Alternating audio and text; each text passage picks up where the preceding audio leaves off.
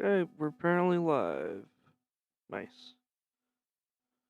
Refresh the chat box here real quick.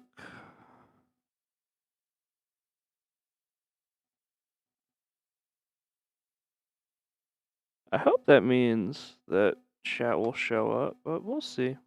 See how that works. Get some music going. I think we got the Mario Kart 8 OST to keep us company today. It's a little high octane for a chill stream, but whatever.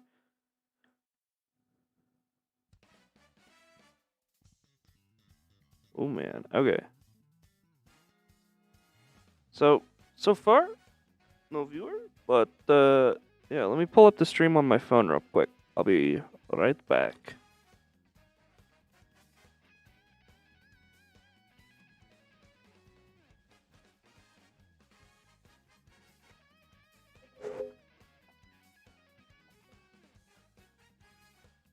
Just on the off chance that I can't read your full chat message on Streamlabs, I want to make sure that I'm able to see it.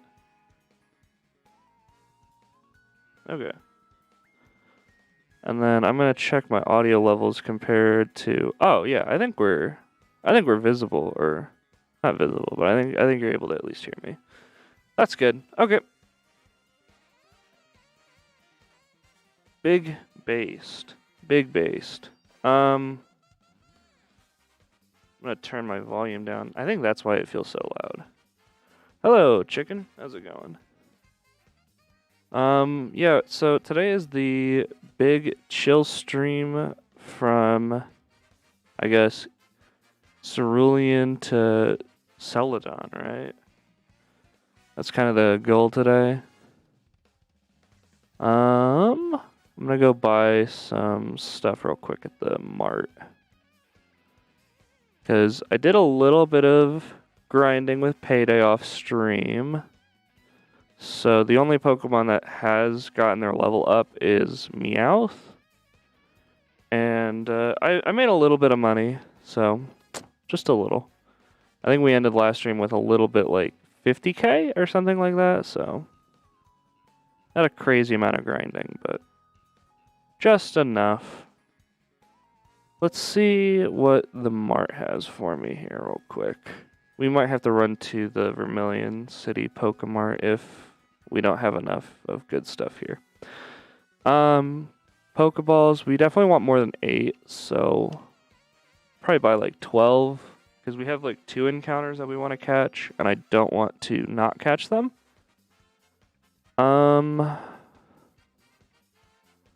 How many repel do we have? I think 26 is probably enough. We'll buy another 5 of these, and we'll buy quite a few of these, I think. Now we're at like 50 potions, 10 super potions. I think we're probably okay now to head through Rock Tunnel.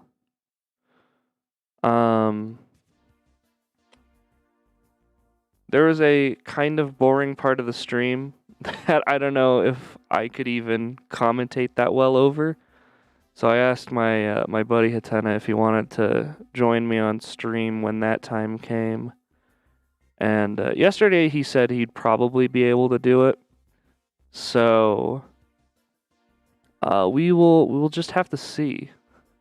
I'll be messaging him when that time comes, but for now, we're going to be making our way through Rock Tunnel. I've been doing a little bit of research on this, so I think I'm pretty confident that we can make it through Rock Tunnel at least.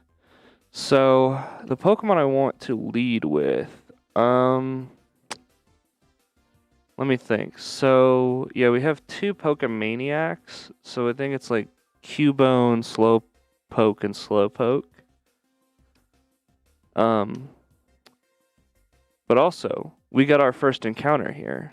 So I think we're just gonna run around a little bit and get our first encounter of the stream. Oh man, it's a Zubat. Well, you win some, you lose most. What can I say? Unlucky. Now, if there was someone in chat, who I didn't name a Pokemon after, I'd probably just name it after them. But it does not appear that we have a chatter like that. So we might have to resort to pulling up the old punch-out list.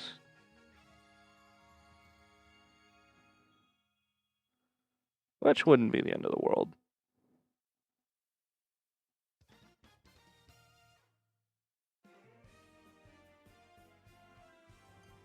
I love that we get all the weird jingles in this OST as well. Jeez. Okay. Let me look at some good names. And by good names, I mean just like the list of characters. Alright.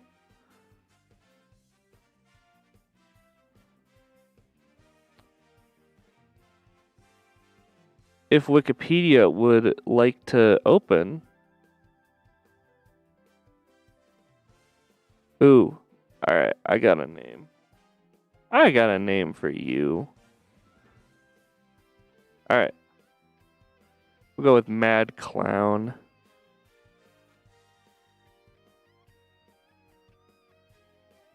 Why would I pick a number there? Alright.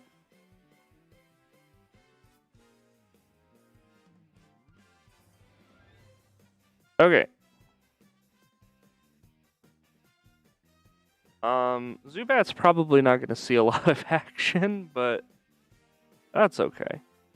I think I probably would have rather had a Machop there, but it's okay. At least it wasn't Onyx. Onyx is just terrible. Okay. So here's our first trainer that we have to fight. I think Gyarados is the best lead here, so we'll just lead Gyarados.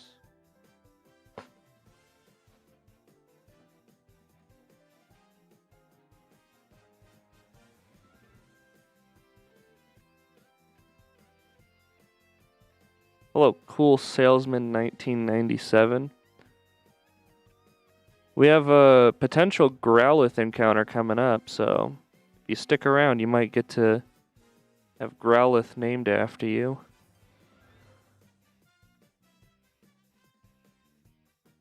Oh, now that we have our encounter, I guess we could start throwing repels up, huh? That might make this go a little faster.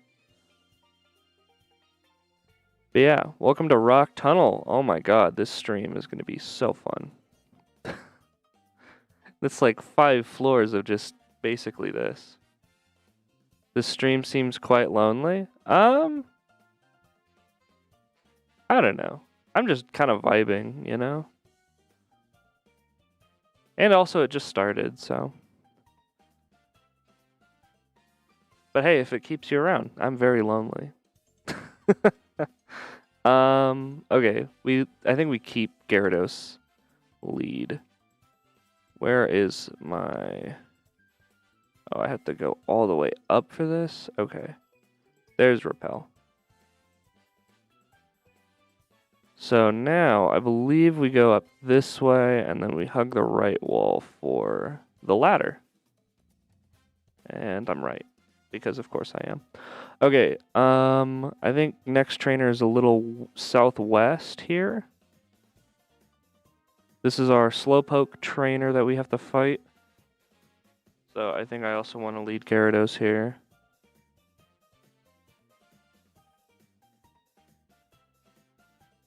Oh yeah.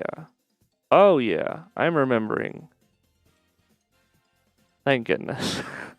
Because some of these trainers have like some pretty nasty Pokemon, so I want to make sure I'm leading with the correct team.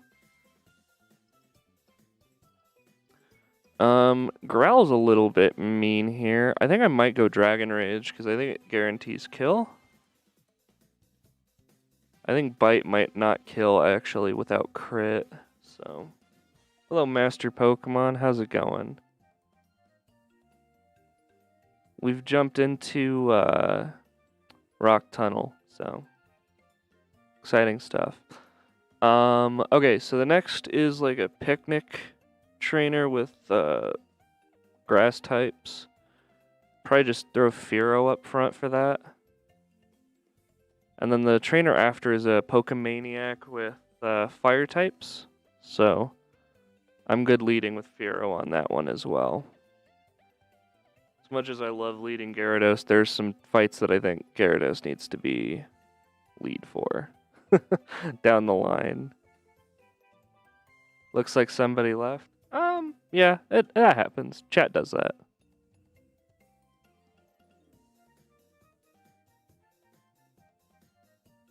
It comes and goes. Sometimes we have like 5 viewers, sometimes we have like basically just me. It happens. I don't blame people for picking and choosing their content. Not everything is going to be a gym battle, you know? Okay. So I believe it's up this way that we fight. Yep. This Pokemaniac should start with, I think, Charmander or something, and then go Growlithe. Yeah. Yeah, we know.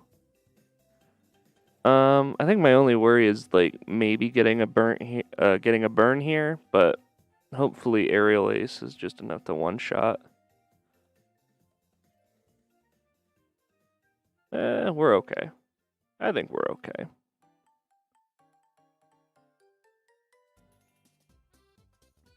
Oh, it's a Cubone.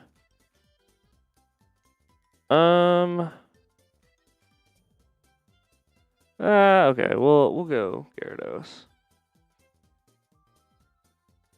I think the worst Cubone could do to Gyarados is like Headbutt or something. Yeah. Water Pulse will just take it out. I thought it had a Growlithe for some reason. I don't know. Maybe I'm thinking of a gamer trainer down the road who's got like fire types, but that's like a Vulpix and Growlithe trainer or something. Okay, so there are 2 hikers up ahead. We can fight just one of them if we want. But I think we should lead with Gloom.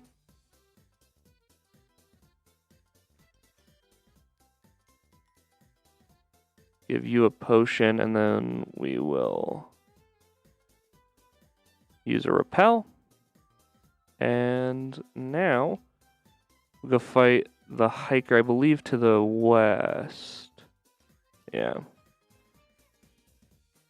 And I think there are 2 hikers that are kind of like in a ring here. And so I just like fighting this guy because he's got 1 Pokemon.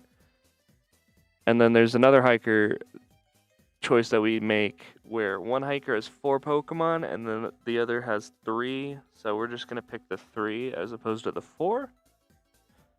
Makes things a little nicer for us. And then I think there's an optional hiker fight. We may or may not skip that. It depends on if I remember exactly where to go there. But yeah, there you go. Hiker Allen is gonzo. Oh my goodness. Absolutely destroyed. Okay. So the hiker to the east of us has 4 Pokemon. To the south, we have the hiker with 3. So we're going to go fight this guy to the south.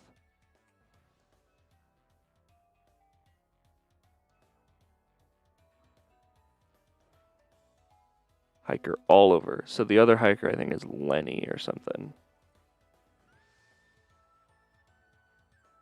But yeah. Kind of a chill rock tunnel stream. I think we only have 1 ladder to go, and then we have the exit. No, 2 ladders. That's right. So we go into 1 ladder, and then we go west, hit another ladder, and then we're out. Sorry, I lied to you there. We're still almost out. We're like definitely past the halfway point here on Rock Tunnel.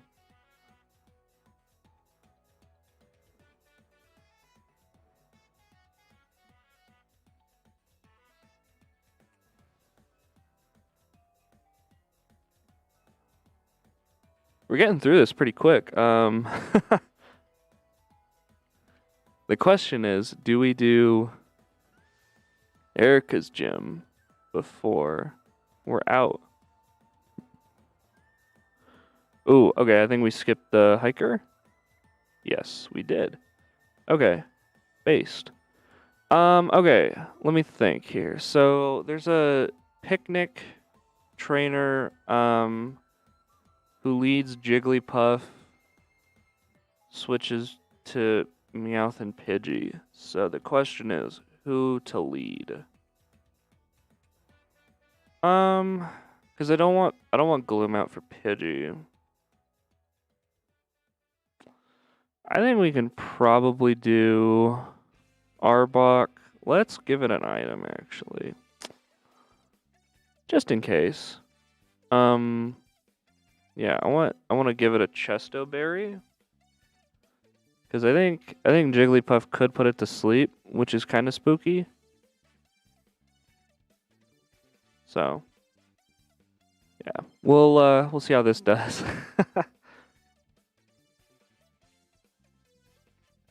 Oh, I think this Jigglypuff also knows Disable, which could be kind of spooky. It's not going to kill because it's intimidated, but let's see if we can glare it. Might prevent the Disable traps from actually springing.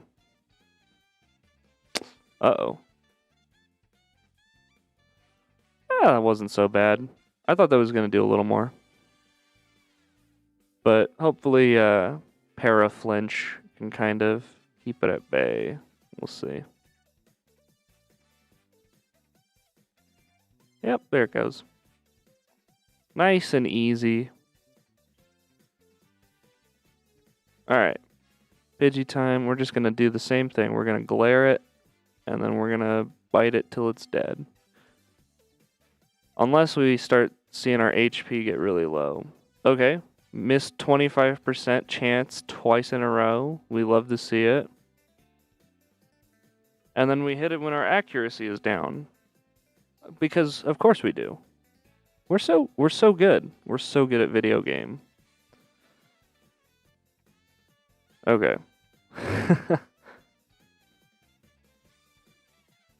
Adios, Pidgey.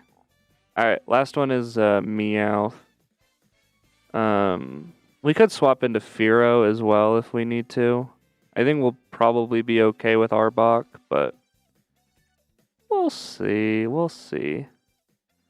Oh, that crit. I don't like that. Okay, well, Fearow it is, baby. At least we got the paralysis off. I think I was in crit range there for Arbok, so yeah, good thing I got it out when I did. Yikes. Okay, well, that takes care of that. Okay, next trainer is a hiker. Oh, we'll take your item.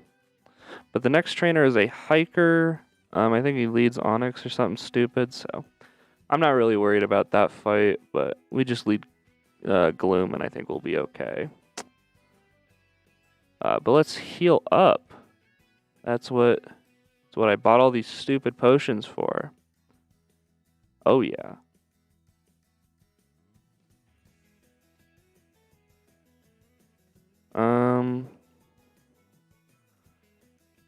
Yeah, we might want to lead Gyarados until, like, so between the hiker fight and the ladder, we might want to lead Gyarados, just in case.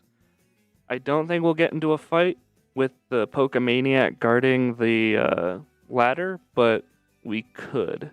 And if we do, then I want to lead Gyarados for that. Otherwise, I think we can lead Fearow leading or leaving the rock tunnel. So nice. Oh, he leads Geodude, not Onyx. It's a hiker. They're all the same. They're all easy. That's what I mean. Yeah, I'm starting to get pretty close to level 27, so that's our level cap. or soft level cap, but you know, we want to stick around level 27 so that the fights stay interesting. Because the second you go way over, I mean, you're basically sweeping everyone. So, oh my God, Mario Kart 8 music. What are you doing to me? What is this? It's like some Luigi's Mansion shit.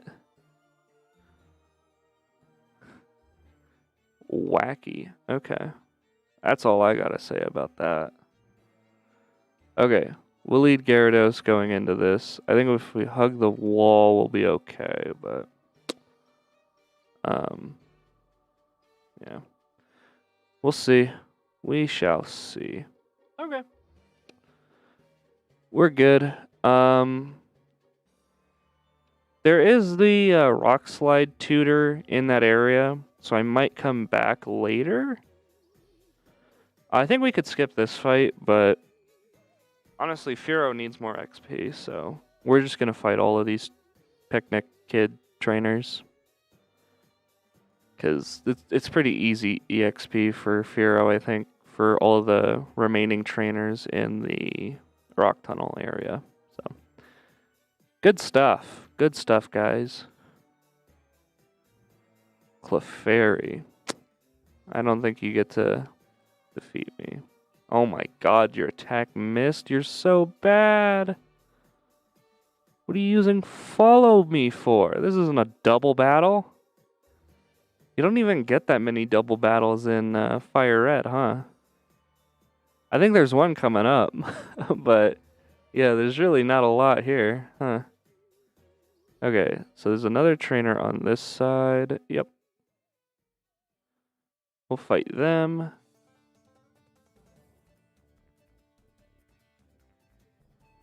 Alright, start with Pidgey.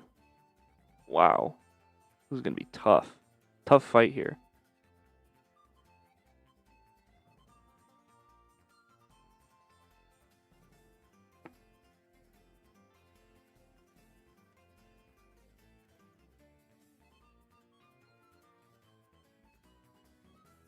Okay.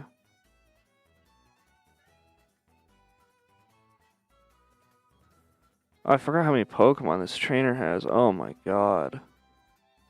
Just a move drain. I've got 9 uses of Aerial Ace left. Come on, hurry up. Lose already. Jeez, kid. Killing me.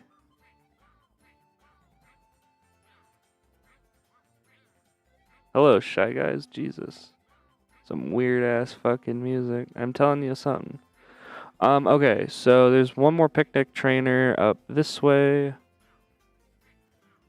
And then we get to the exit. Oh! Good work, guys. We're doing pretty good.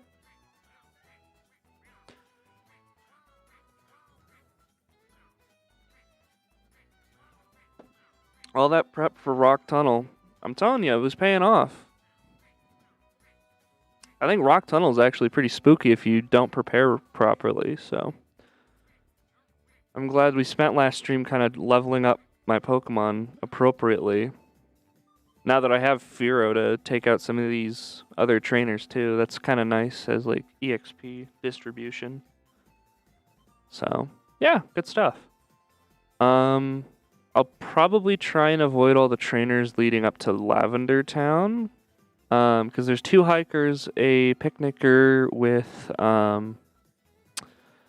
think all flying types or something. And then there's a Pokemaniac, which I think I can do without. Oh, okay. I almost got the exit right. But yeah.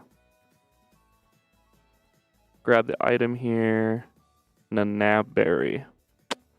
Well, that was kind of a useless item, but what are you going to do?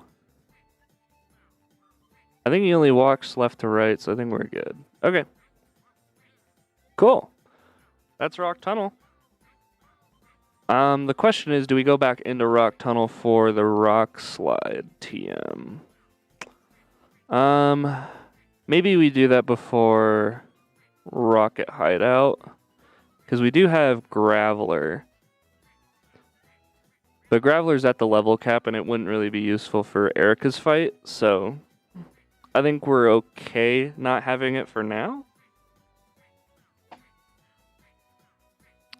But yeah, we have 12 Pokemon now that we can use. Pretty good stuff. I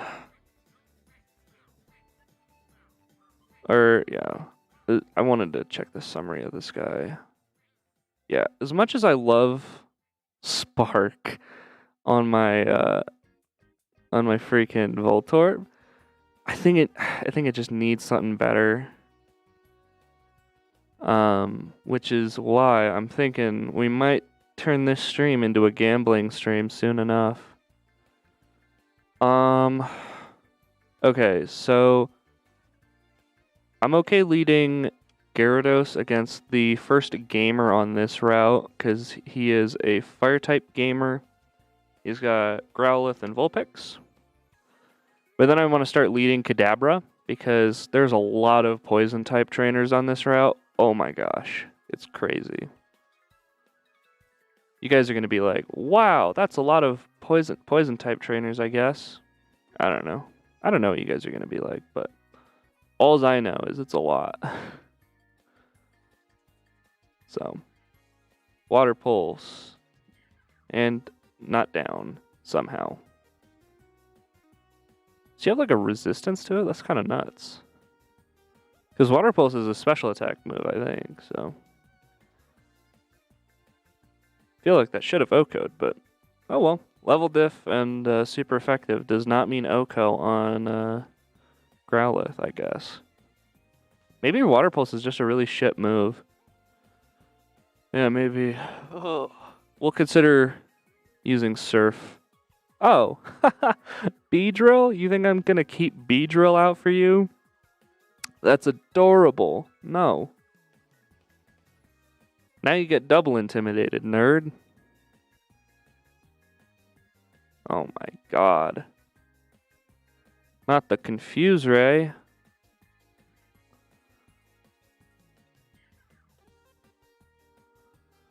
Well, I feel like I can only do enough damage to actually defeat myself here, so maybe Confuse Ray was the right call.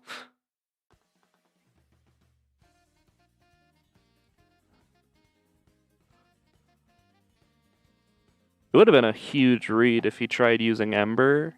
Not that I swapped out, but like after using Confuse Ray, that might have been like a really good read.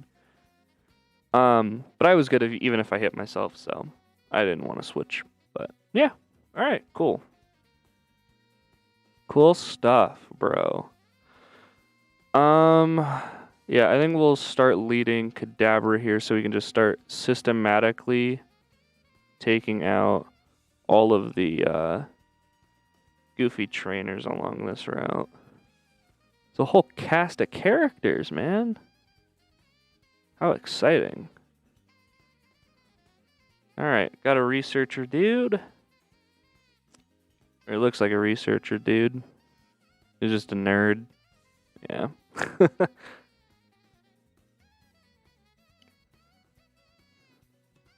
Alright, I think Psybeam is probably the best one here. So unless it gets disabled, we'll probably just keep going Psybeam.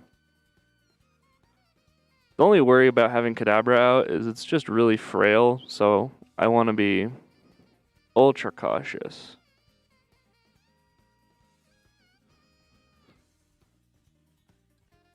Okay, minimize could be a little scary. We'll see. Yeah, okay. Double minimize. Okay. If ever there was a time for Odor Sleuth, this would be it. But okay, we got it.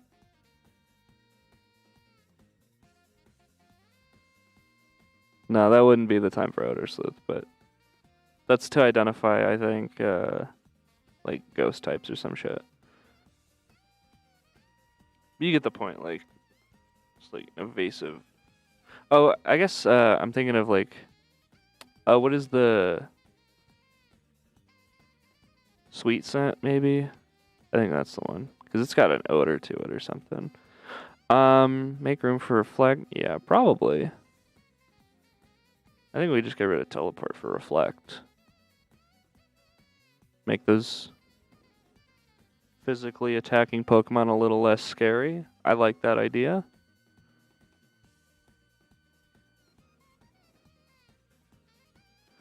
And then just Grimer will Psybeam. And that'll be the end of you, my friend. Oh, man. Exciting.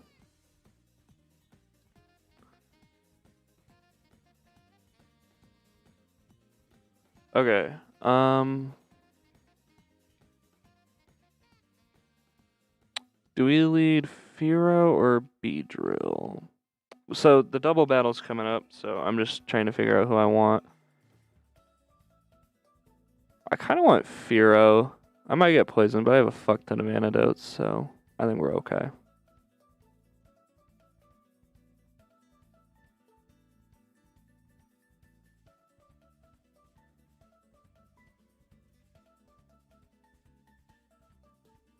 Okay, here we go. So we have probably Psybeam you, and then Aerial Ace you. Ooh, did not kill. Unlucky. Maybe it wasn't luck, but... Oh my god, their attacks missed? Never mind, I'm not the unlucky one here. I think we could just peck Jigglypuff and kill it, so... Easy. Easy win. We take those.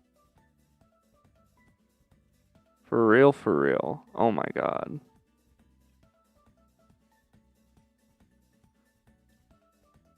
Okay, that takes care of another fight. This researcher dude, I think, also has a bunch of poison types, so this is an okay fight for me to lead Kadabra.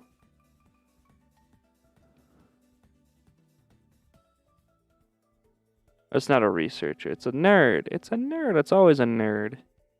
But yeah, Psybeam is pretty good here, and I don't think coughing survives, yeah. Wheezing would survive, but not coughing.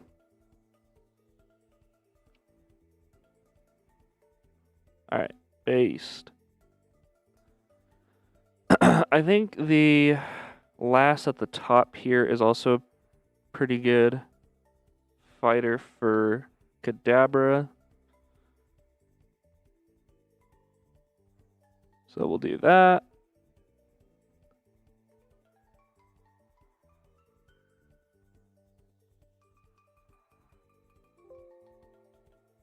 Oh. My game paused right as it was going down, so I was like, wow, is Psybeam not as strong as I thought it was? No, it is. Okay. That was weird. There we go. There we go, friends.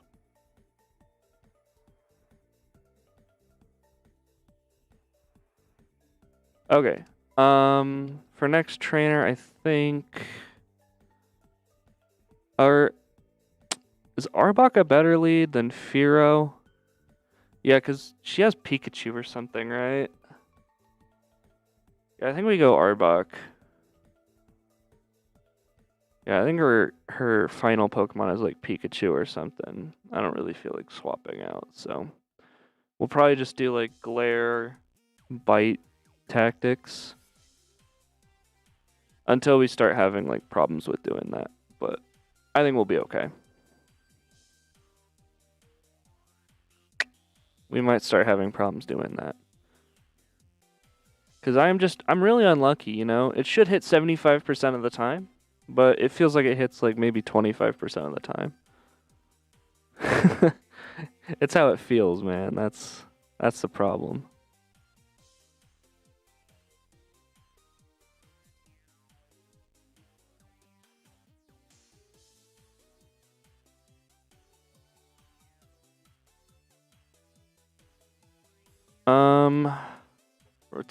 Rattata's kind of scary to keep in, so I think we're just gonna bite it.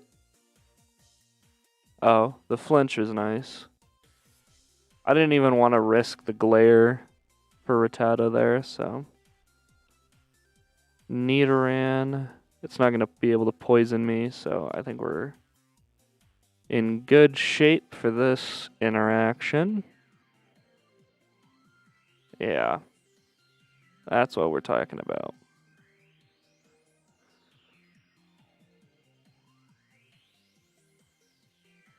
The poison sting. Maybe you'll get a poison off on the poison type. Oh, wait. Nah. Nah, Chief. Alright. Oh, Meowth. Interesting. I forgot you had a Meowth. Not that it changes anything, but it has a lot more moves that'll actually do something against Arbok. A crit from Meowth could be a little spooky going into Pikachu. Because I think Pikachu has static, and if I don't OHKO, this could be kind of a spooky Pokemon to fight.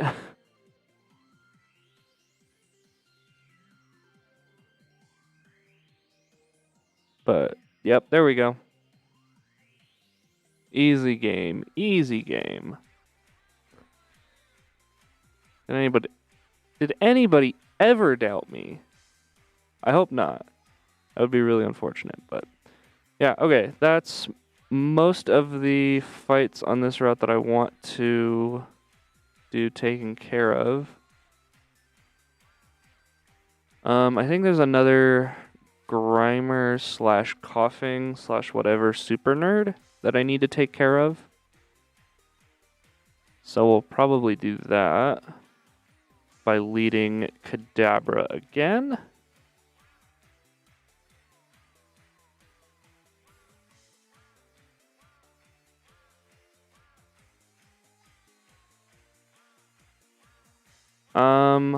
The question is, should we... Oh, there's also these biker dudes, but they're also good for Kadabra, so that's okay. I thought there was just the super nerd, but actually, yeah, these bikers need to go.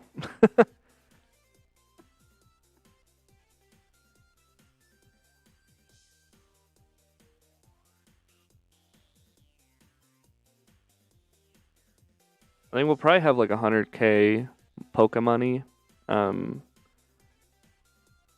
going into the casino, which would be kind of nice. We'll get rid of Disable.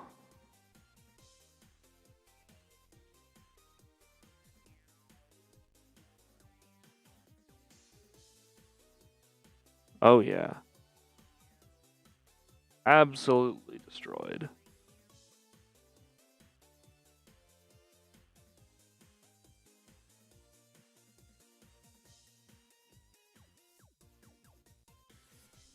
Okay. Okay, this guy's a little weird to get a hold of. But I think we got this. He's got 3 Pokemon. Ugh. I mean, it's good to get experience, but man, it's a lot of Pokemon. Not gonna lie, dudes. Kinda wild. Not gonna lie.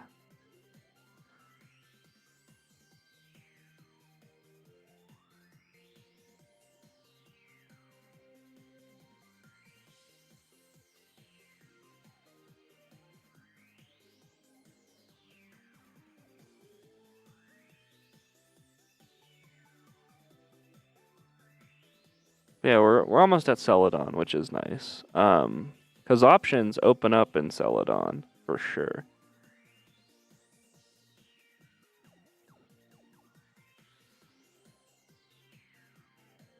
Okay, so here's a super nerd. I think he also has like poison type Pokemon. So we're just gonna keep Kadabra in.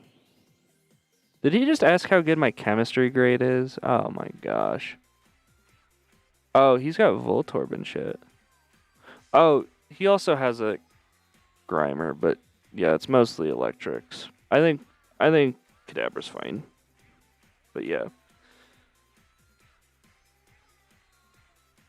For some reason, I remember this guy having just a bunch of poisons, but I think he only had 1 poison type or something.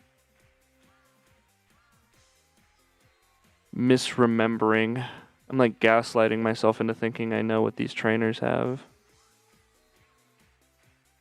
I was trying to remember where all the poison type trainers are, because I wanted to train Kadabra on them.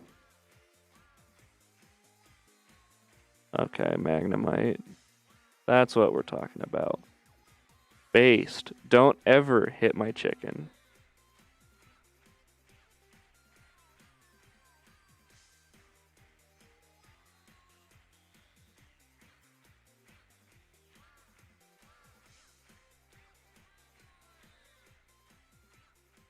Okay. Nice.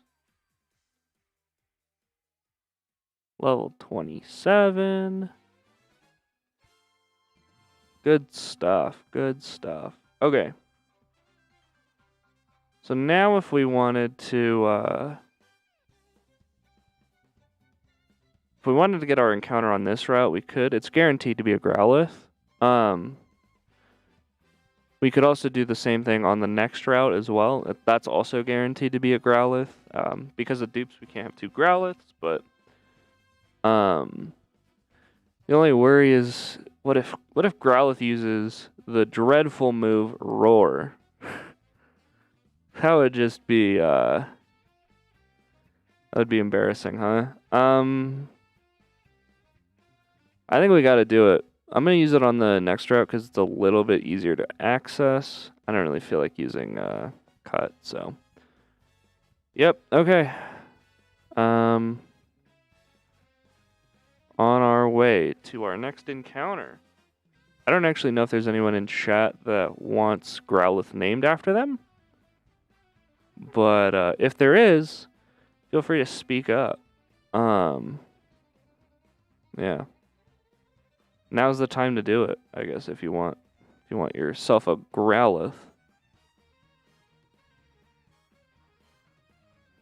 Yeah, welcome to Celadon. Oh my gosh. You know, we've been talking a lot about Celadon, but now we're actually here, which is kind of exciting. Let me see. I think this is the house that I want for coin case. Yeah, that's what we're talking about. Because if you don't have a coin case, you can't do any gambling, so we're just going to pick that up right away. I need to figure out how much gambling I want to do. Because here's the thing, right? This is where all the Pokemon are. We can't get another Abra, so, you know, because we already have an Abra. By dupes, we can't get another one. Clefairy is a garbage Pokemon. Dratini is a garbage Pokemon. Scyther, not a good Pokemon until like later gens when you get Scizor. Porygon doesn't evolve, garbage Pokemon. And the reason I said Dratini is a garbage Pokemon is just because the EXP curve with level caps is just like, you basically don't get a Dragonite until the Elite Four, which is like, okay, thanks. Thanks for nothing. So we're not gonna gamble for any Pokemon here. What we're really looking for, I believe, are these TMs. So this is Flamethrower. This is Shadow Ball. This is Thunderbolt. This is Iron Tail. And this is Ice Beam. Oh my god. So awesome. And then there's a bunch of these other items as well, which could be useful in battle. These are like permanent held items. Miracle Seed would be really, really good for Gloom / Vileplume. Oh, speaking of Vileplume, I guess we could go do that now, huh? Is it worth upgrading now? I mean, now's about as good a time as any. Gloom is just so frail. I think it needs a stat boost to actually be useful.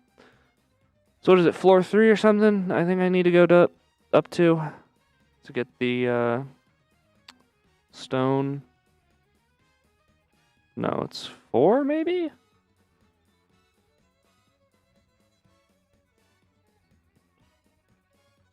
Yeah, okay. Leaf stone, we'll take 1. Okay. So let's go ahead and get stupid weed up to Vile Plume. Oh man, exciting. The exciting evolution. Oh yeah, hit A. Look, I'm just dumb. That's all. Yeah, now we have a Vile Plume of our own. I don't think it's going to be useful against Erica, but it's just nice. Nice Pokemon. Having a fully evolved Pokemon is also kind of nice. Although, I feel like the Stone evolutions are kind of underwhelming. Just all of them, in general. I think the good thing about Vileplume is it at least has a middle evolution, unlike Arcanine. Not that Arcanine is bad. I think it's got Intimidate most of the time, so that would be pretty good.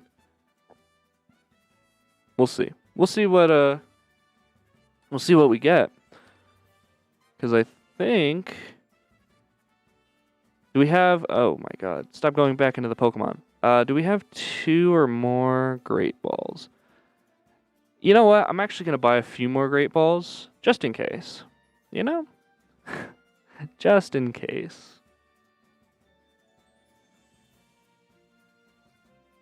Oh, these are a bunch of TMs. Gotcha. We'll see if any of those interest me as well, but really the gambling ones are the ones I want to look for. Yeah, we'll buy like 3 of these. Okay. Off we go to adventure. Hopefully we catch this stupid Growlithe, but I'm half expecting not to. I'm half expecting it to just like not get caught from the first Great Ball we throw, and then to use Roar. That's what I'm expecting. So, if we catch this thing, awesome. If not, not the end of the world. Let's start speeding up. So, by dupes, nope. Wow, by dupes, nope. By dupes, nope. This is why we have a duplicates clause, because look at all these stupid duplicates, bro.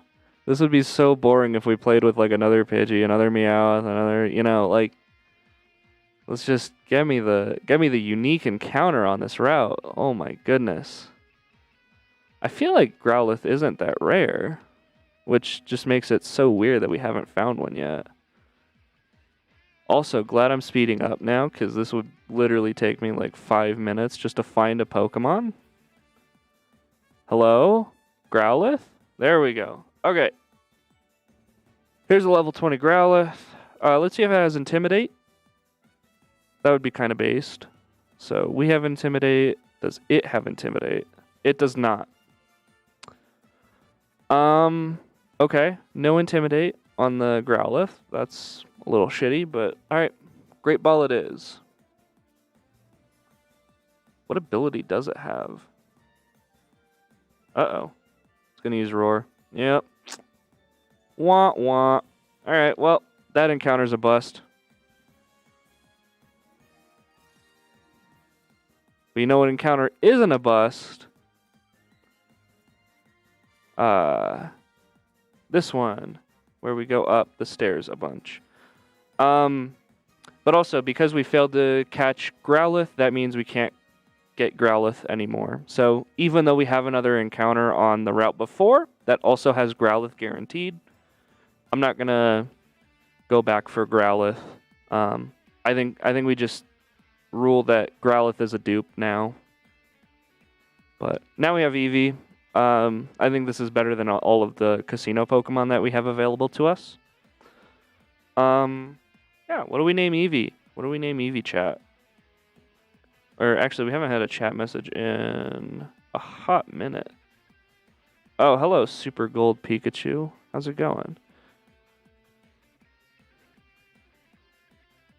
Here, we'll name this after you.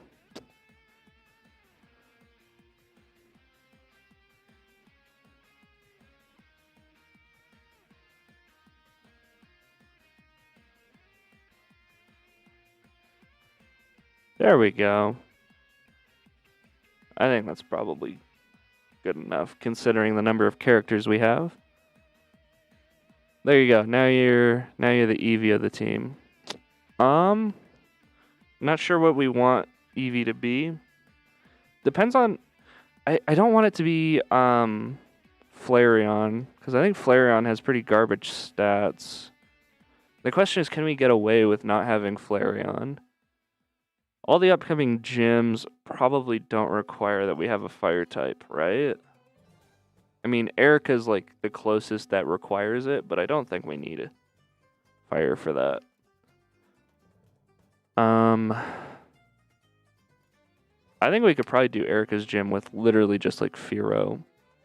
Fearow and maybe like Kadabra as a backup. But that's if we want to do Erica's gym. Okay, so I want to sort of math out real quick how many coins we need for the TMs we want. So can Arbok learn Iron Tail? That's the question.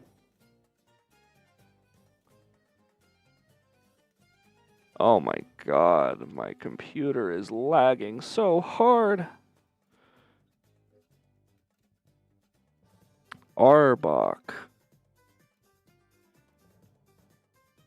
Oh my god, Chrome, hello?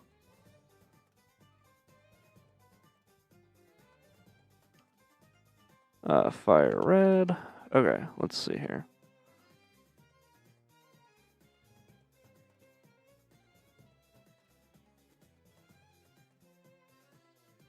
We're just gonna be chilling for a bit while while Cerebi decides to slowly open. Oh my goodness. Alright, so what can we teach it? TMs. We can teach it Iron Tail. That would be kind of based. It's like 100 attack power. And I think that would probably be okay. Yeah, because right now, the reason why Arbok is so underwhelming is just because its only offensive move is Bite. It has Leer and Poison Sting as its secondary moves, which Leer is okay, but Poison Sting, bro, like, come on. It's gonna do sweet FA every single fight. So I think Iron Tail would be a pretty good replacement for that. Let me open up a calculator so we have a running tally for what all the moves are going to cost. So that one is 23, so we want 3,500. Okay, so we want 3,500 coins. What else do we want? Do we need Ice Beam? Do we have a Pokemon that needs Ice Beam on it? We could get Ice Beam on Gyarados, but does Gyarados need Ice Beam is the question. I mean, we could do Ice Beam instead of Tackle, but honestly, I'm pretty happy with Gyarados right now. I don't know that we need to swap out its moveset right now. Let me double check the PC Pokemon real quick, just so that I'm making sure I'm not, like, forgetting anything important, but let's see.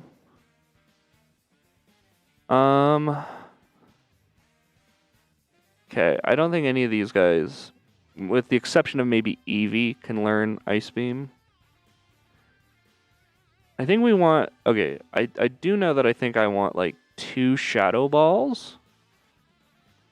So how much would that cost? Because I want one for Eevee and I want one for potentially Ghastly. We do want a Thunderbolt for Voltorb. So that would be plus 4,000 plus...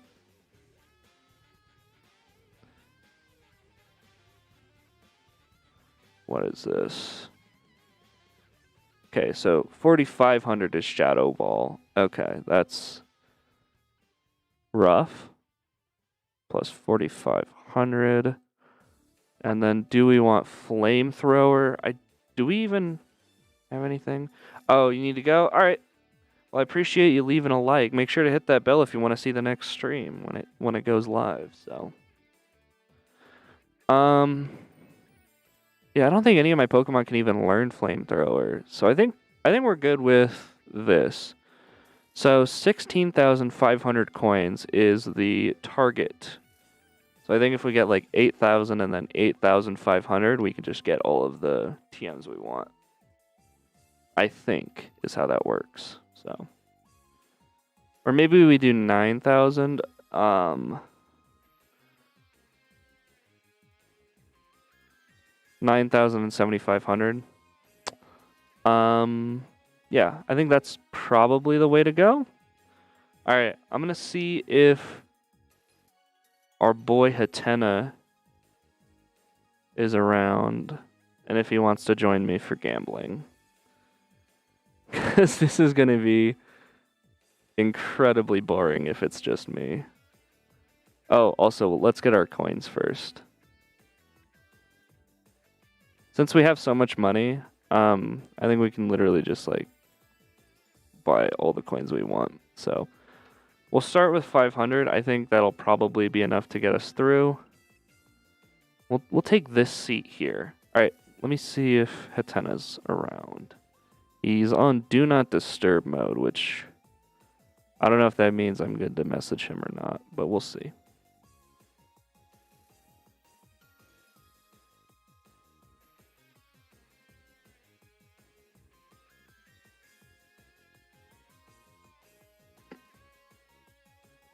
All right. Well, I threw my lot in with Hatena. We'll see if he gets back to me. Oh, feeling good, man. Feeling great. Let me get some coffee here.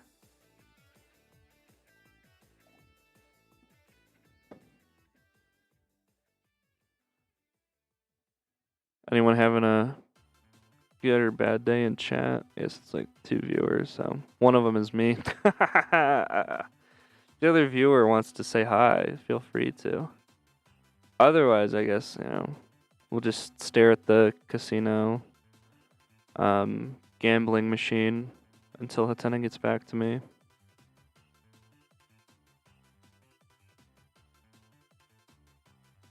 Yeah, we're just chilling. We're big chilling right now. Pretty happy we got that Vileplume. We're rocking a team of mostly fully evolved Pokemon.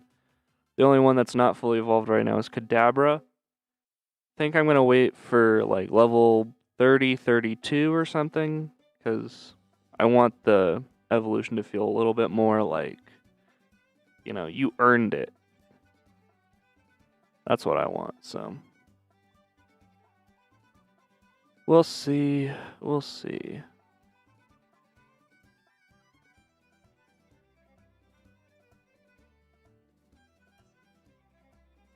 Is he just like busy somewhere?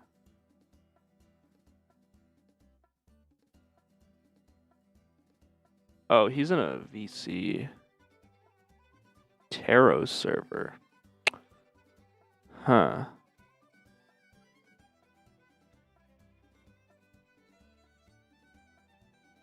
He's like live with Tarot. Or maybe they're not live. Yeah, he's like chilling with Tarot right now. Huh. Huh, I say. Well, I don't know if he'll even see my fucking message then.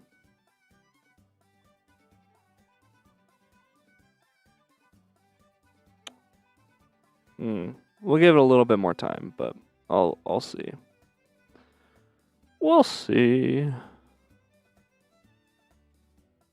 Now would be a really good time for like a pee break if you need to go to the restroom. Otherwise, just skip forward a little bit until you start seeing my like I'm talking to VOD viewers at this point, but like feel free to skip forward until the character starts moving around a little bit, because that'll be when actual gambling starts. But yeah, we've been live for an hour. That's pretty crazy. I think I can get 6,500 or 16,000 coins in another hour, so not bad. And then next stream we can do Erica, Team Rocket Hideout, and potentially make our way over to Fuchsia. That seems like a pretty good next stream idea. I don't know. Mayhaps. Ooh, we can also get the Fly HM after Erica. That'd be kind of based. Yeah, I don't know. How am I gonna get anyone's attention? 'Tis the question. Because the reason why I don't think I can actually hang out on Taro's server is because I don't think Taro has me added as a friend with perms. I don't know that Taro actually likes me, which is kind of unfortunate. But yeah, I think Taro might not like me. He's friends with like all of my friends, but I think he himself might not like me that much. So yeah, I'm in a server, and I've been in a server for a long while. But yeah, I don't think he's ever cared to give me any sort of like perms to join his VCs and shit. So I kind of have to just like play at DMs until things will work.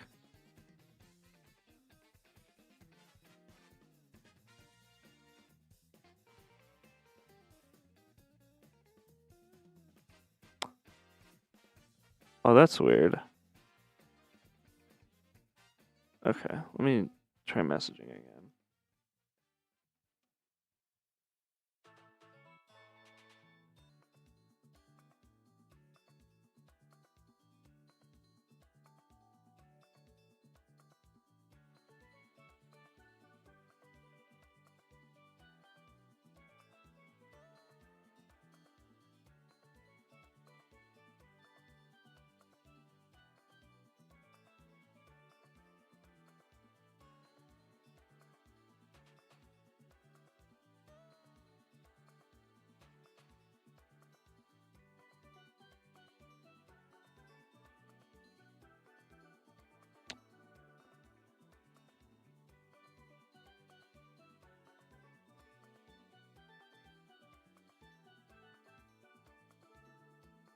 Yeah, I have no idea how long he wants to string me along for, man. He's not even so much as messaging me back.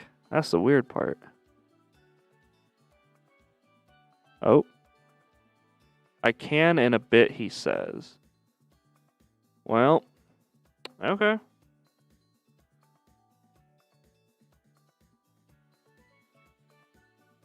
I don't know what that means, but okay. Wow. Print my Pokemon on the back of my trainer card.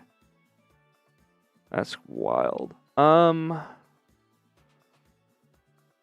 well, I don't know what we're doing. I guess we just vibe until Hatena wants to hang out. I don't know, dude. This is a weird stream, bro. Not gonna lie.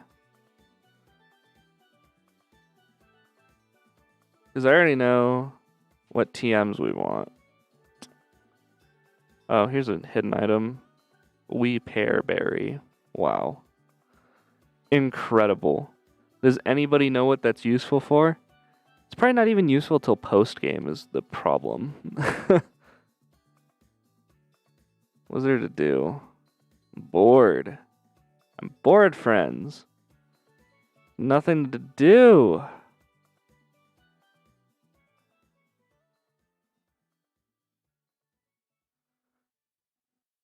Can't gamble until Hatena's here.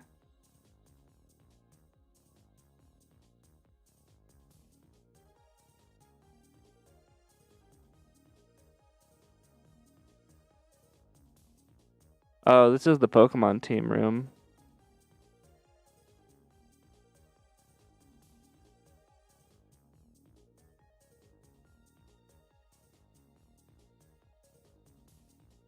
Yeah, I think there's actually a tough fight with the game dev or something.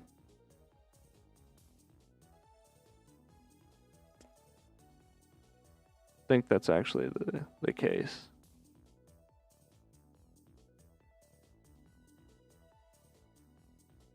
Ooh, we got tea.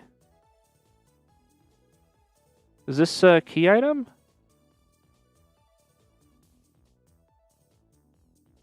It is.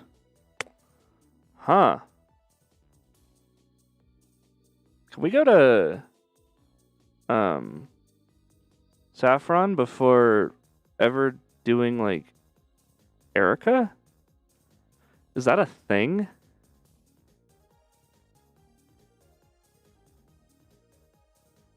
Oh my god. Wait, are you for real?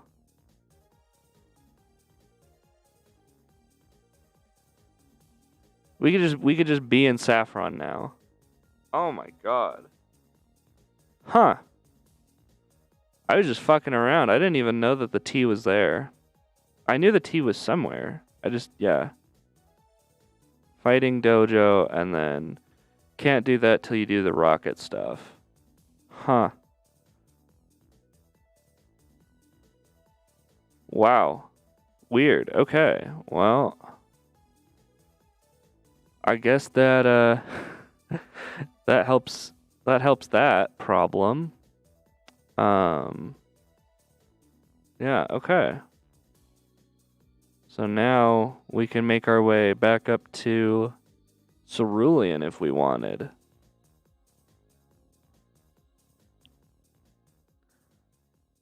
Okay. And now we don't ever have to go through Rock Tunnel again, too. If no matter where we want to go, basically, we're free to go. So yeah, huh? That makes things easy. The only reason I'd have to go back to Rock Tunnel, I guess, now is to learn Rock Slide, because I didn't do the Rock Slide tutor. But that's not too bad. I guess while we're waiting for Hatena, we could do Rock Slide tutor, but I'm worried that he's gonna be like, oh, I'm ready now, and then I'm like in the middle of Rock Tunnel. I think this leads to Vermilion. Yep. Oh my god.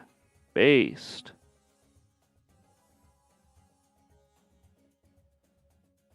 The only thing that is kind of preventing me from like kind of going wherever I want is the Snorlax over this away. So Route 12 Snorlax. Or is this Route? Yeah, Route 12 Snorlax. So this is kind of preventing me from going wherever we want, but we do get the Poke Flute after beating up Rocket in Celadon. So yeah, Rocket, Celadon. That's kind of like the way we gotta start going. Because then we can get the Sylph Scope. Sylph Scope will allow us to scale the Pokemon Tower in Lavender Town. Once we do that, we'll have Mr. Fuji's Poke Flute. And then we take the Poke Flute and we can basically get our Snorlax encounter if we want. But then also, beyond catching Snorlax, we can also clear that path. And that opens up basically the entire map for us, because if we go into our bag here, go to the town map, that basically opens up everything from, so that opens up the Vermilion City to both Lavender Town and the Fuchsia City, right? And so the only area left beyond that would be Cinnabar Island with Surf. So we basically need Surf after we get the Poke Flute in order to open up the rest of the map. And then once we have Cinnabar Island done, we can do Viridian Gym, I think in order to do Viridian Gym, we do need Rocket in Saffron Beaten for him to return. And then once we have that, we can make our way to the Indigo Plateau and become the champion. Oh my gosh. I see the end, guys. It's in sight. That's actually a really exciting point in the game, you know? The scary thing is, what if we lose like a bunch of Pokemon to a really tough fight? Because I think this first Giovanni fight in the Rocket Hideout is actually a little tough. Not because of his lead Pokemon. He's got like Onix and fucking Rhyhorn. But Kangaskhan is really bulky and kind of spooky. I think my plan for Kangaskhan was pivoting between Arbok and Gyarados to intimidate it like -4. And then with Gyarados, we can potentially get like Dragon Rages off. I think it might take like 3 Dragon Rages to kill. But yeah, I think at level 29 or something, it'll be okay. But yeah, part of the reason we want to do Erica's Gym before the Rocket Hideout is just because it raises our level cap. So that's basically the only reason we would do that. But yeah. We are getting awfully close to the end of the game, my friends. Now, obviously saying we're getting close to the end of the game, but we haven't beaten Gym 4, it doesn't feel right, but it is. Now we have access to like Gym 4 and Gym 6. Gym 5 is still blocked by a Snorlax, but I mean, I feel like we can do that pretty easily. And then once we have that taken care of, Gym 7 is the only one that like we don't have access to. But I think even that one we can get pretty easily, so yeah. And there's still a ton of encounters that we still have yet to complete, so yeah, overall, I'm feeling pretty good about where we're at. Hatena still has not left his fucking voice chat. I asked him like fucking forever ago. He's given me the cold shoulder for like 12 minutes. What does he think I'm supposed to do for like 12 fucking minutes? I guess we get started on the gambling shit. I apologize, guys. Hatena's being a fucking POS, my friends. But yeah, we'll just get started on gambling. Because 16,000 coins are not going to make themselves. And yeah. I just need to do this. By law of large numbers, I think the odds work out such that you always make money on the slot machines. As long as you have like a sufficiently high like starting point. Like if you start with 50 credits, you might lose all of them. But if you start with like 500, I think you just always make money. So it's just a time investment, really. That's the problem with gambling in Pokemon FireRed. Is you win, you definitely win more than you lose. But man, it takes a while. Because those 7s are kind of rare. Not gonna lie. But like, I'm already up credits. So, if that's any indication of how the gambling stuff works. Because you only pay 3 credits per roll. And yeah, you make enough credits most of the time that like you're just winning. Even if jackpot's rare, it's like 300, so it would take you like 100 rolls just to like lose all of that.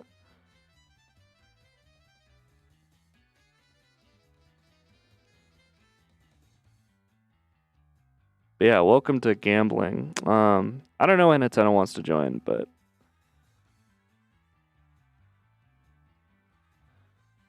he said in a little bit like over 10 minutes ago, and he still has not left that fucking voice chat, so I don't think he's joining for a while. He should have given me like a specific amount of time, because, yeah, this is fucking wild. Or he should have just said like, oh no, I can't join. Because, yeah. I wouldn't have cared if he said he couldn't join, but yeah. That's just, I think we had like fucking 10 minutes of basically just like staring off doing nothing. Which, I know, that makes for really entertaining stream content. It's okay. It's okay.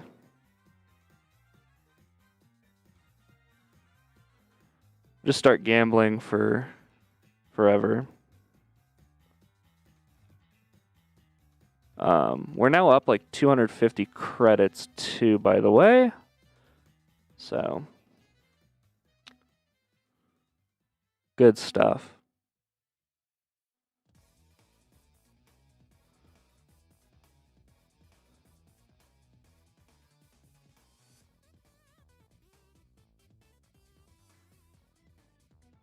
My expectation is that if we spend like another 40 minutes on stream doing this, I think we can get like halfway there. We might have to make this like a 3-hour thing. He's asking me when I'm gonna stream. Does this motherfucker not know I'm live? I'm live right now. Yeah. Good one, dude.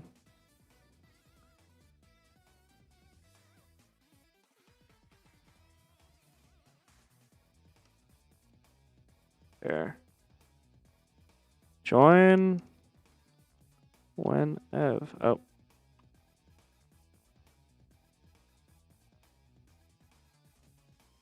Hello? Hello. Oh my goodness. You are quiet, so hang on. Try talking. Hello. And again. Hello. Okay. I need to turn you up a little more, but that's okay. Hello. All right. Thank you. How you doing, man? Yeah. Doing all right, are you? I'm okay. Yeah, you were just in VC for forever. I would have joined you in Terra's VC, but I don't think I have VC perms because Terra doesn't like me.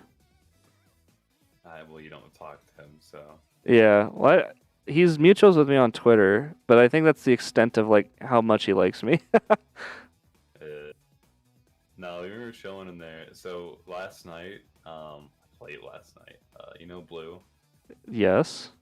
He got drunk as fuck. Okay, based. Can I curse on your channel? Dude, it's my fucking channel. Go for it. Alright, just want to make sure. Bro, Yeah, we're he like got an drunk hour as into this stream. We don't give a fuck. He got drunk as fuck, dude. He got so fucking drunk that he started to get emotional, and I'd never seen that side of him before. He was literally fucking crying and screaming, and then like occasionally insulting someone, and then immediately apologizing. It wasn't Blue, but Loonstar recorded it. Oh no. So we were all watching the recording while Blue was there in chat with us. Why would you do that to him? He's like sober now, right? Why would you do that to a man? Hey, he thought it was funny. That's fucked up, man. If I wasn't the one recording. If I'm ever drunk in VC and you fucking record it and then show me, I will actually just like fucking send you a pipe bomb. I don't care. Scary part is I know where you live, okay? So don't fuck with me. What's up? How's your gambling going? It's going okay. Dude, gambling in this game is so slow. Like, you always win. You always come out on top, but like, oh my god, it's such a grind. Holy shit. Because you only get jackpots like 300 coins at a time, and so if I want like 16,000 coins, we're gonna be here a little bit. But yeah, that's why I figured I'd probably want someone to hang out and chat with me, because I can only commentate over fucking slot machine for so long. Yeah. But yeah, I was wondering what the hell you guys were doing in Taro's server. Like, jeez. Okay. Yeah, we were just making fun of Blue. That's not cool. I think Blue's No, cool. that's cool. He's cool. Yeah, why would you He do was that to making him? fun of himself. It's fine. I don't think that makes it okay. That makes it okay. Yes. I feel bad for Blue. That's all I gotta say, man. I feel bad for Blue. Don't feel bad for him? Why? Don't feel bad for Blue. It's like when I feel bad for League. Everyone's like, oh, don't feel bad for League, bro. It's League. By the way, Yeah, whatever happened to him? Well, that's a good question. There was a whole thing that came up.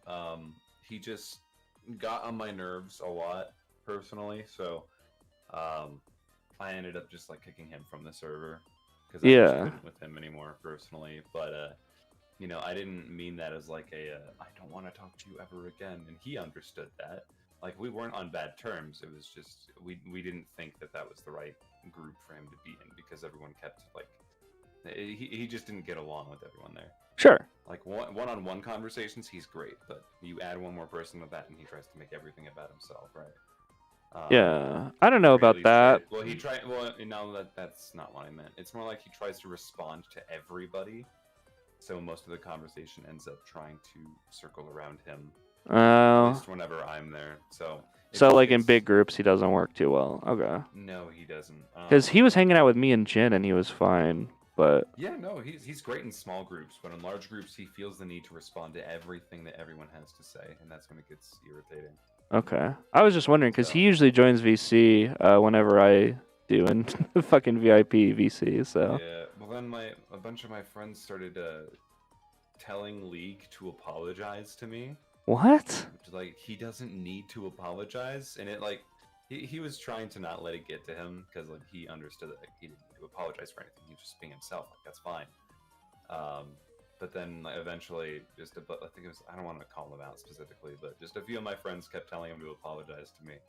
So then League messaged me for the first time in a while. He's like, "Hey man, this is bothering me. Why are people telling me to apologize to you? Did I do something wrong?" I'm like, "No, you're good. They're just being weird." So I mean, we've talked a few times since then. He's chill. It's Okay. nice to talk to him, but yeah, it's weird shit.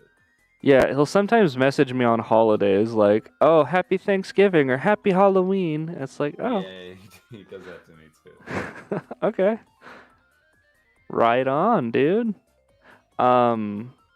Oh, here's a fun fact about this playthrough that you probably didn't know. I named you, or I made the rival named after you.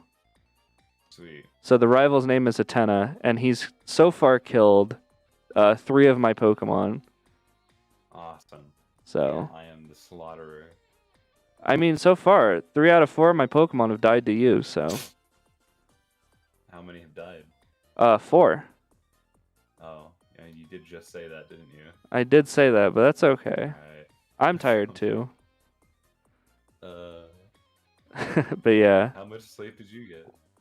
How much sleep do you want me to have gotten? I don't care. Hardly any, but that's okay. I got to sleep at like 3 o'clock because last night we were playing on Alan Becker's Minecraft server. Oh, you probably want to introduce yourself as like an Alan Becker dude, because people are probably gonna wonder how the fuck you know Alan Becker, because I don't think you've mentioned that ever on my stream. Nah, it's fine. They don't need to know that. They don't need to know the lore. You just know a famous YouTuber. Well, I'm talking No about the biggie. Minecraft server. I don't need to know Alan to be in the Minecraft server. It's I- public. I don't know Alan's Minecraft server, so I feel like that's probably a little bit more insider knowledge than just like general public, right? All right. Well, he has a public Minecraft server that you can access from his public Discord server. Pardon me. Gross. So, me and a bunch of my friends got online last night, like Loonsar, Cat Gamer Extreme, a bunch of us, and we just started like we dug a hole, right? Uh-huh. And we decided that would be our home. and we would make it the most inconvenient base possible, and then we proceeded to invite everyone on the server to this shitty home. What? So let me describe this, right? So all of the like half of the floor is made of slabs, but it's like not flat. So if you place a chest, it will be floating, right? Of course, yep. But keep in mind, 80% of the blocks there, 80% of the room there, is only 1.5 blocks high. So you have to be crouching most of the time that you're in this base. But there's the occasional pocket of 2 blocks. So you'll just have to either avoid those or go through those and go out of your way to just either crouch the whole way through or uncrouch and then re-crouch to exit. But there's also just one hole that will just kill you because it goes so far down, and it blends in so well with the rest of the environment that you just don't know where it is. How many people fell for it? You'll just die. Oh, I fell for it myself, and I made it. Oh my god. You didn't think like, oh yeah, this corner of the house or this part of the house. You're just like, oh, whoopsie daisy, I just fell for my own trap again. It gets even better, right? Because, oh no. So like, not only is this only like a 15 by like 8 block area, there's like a lava shower that we can just go into, and then like 1 block of water if we want to cool ourselves off. That's pretty fun. If you want to cool yourselves off, you just want to fucking burn to death. Yeah, then we also have like a basement, but it's just a cave that has nothing in it. So that sounds pretty fun. My favorite part though is there's only 1 bed in the entire base, right? Uh-huh. And you have to go down this really long hallway, but it's like a bunch of twists, and it's like it's like 2 blocks wide and 2 blocks tall, but like there's slabs everywhere, there's full blocks everywhere, so you have to like maneuver around this long ass hallway. And then once you finally get to the bed, like the bed is only like, you have to be right next to it, but there's like a few pixels where you can actually click the bed. Why the fuck would you do this to yourself? So then, once you finally there's get more. To the bed, Wait. you can get out of the bed, but where you spawn prevents you from going back the way you came. Oh my god. The only way to get back is to turn around and drop down this small little hole, and you go through this like 1x2 trail that has half slabs and gaps and shit, and it's so inconvenient to go through, and you end up dropping back into the main lobby. Bro, this sounds like a fucking saw trap. It is so funny. Just join the server. Do you want to play a game? Like, bro. Play a game. Come on, what the fuck? Man. It is so fucking funny. Because we kept, well, I didn't invite anybody, but a bunch of my friends were just like, hey, like there were mods on there, and just like active members of the server. They were just like, hey, you want to come see our base? And they were all like, yeah, sure, why not? And every time that they would go there, they'd just be like, oh, yeah, this is great. This is a base. Yeah. And one of them started to try to like open up the base a little more and make it more roomy. To which I had everyone start to undo all of his work immediately. Oh my god. Started to replace blocks, and then we started to make it even more crowded. And he just like kept looking at us for a while, and then kept destroying blocks, and then we'd keep replacing his blocks, and that would cycle for a bit. It was pretty funny. That sounds funny, but also, what the fuck is wrong with you? Oh man. What possessed you to do that? Well, so I was just chilling, and I was just trying to find a cave to get a bunch of materials and shit. So Extreme was following me, and he was just trying to piss me off the whole time. And he like got a door, and he just kept spamming the door whenever I would like stop somewhere, just so there would be a constant door sound. And like even when I was going down, like I dug straight down for a bit, and he just dropped into my hole with me and wouldn't leave. Based. So that was pretty fun. But then like one of the time, like eventually I got out of I got out of that hole, and I started to dig out, and you know that's where our base started. But everyone just started to place shit everywhere with no rhyme or reason, and then I was just like, wait a minute, we're onto something here. No, you weren't. The problem is you weren't onto something and you pretended like you were. So then I just told them, let's make this the most inconvenient base possible. And the very next thing that they did was make the lava shower, and they called it, I think, like Hubert or something. Oh my god. So, it's pretty funny. And you guys wonder why I don't play Minecraft with you on different servers. Like, Jesus. That's wild.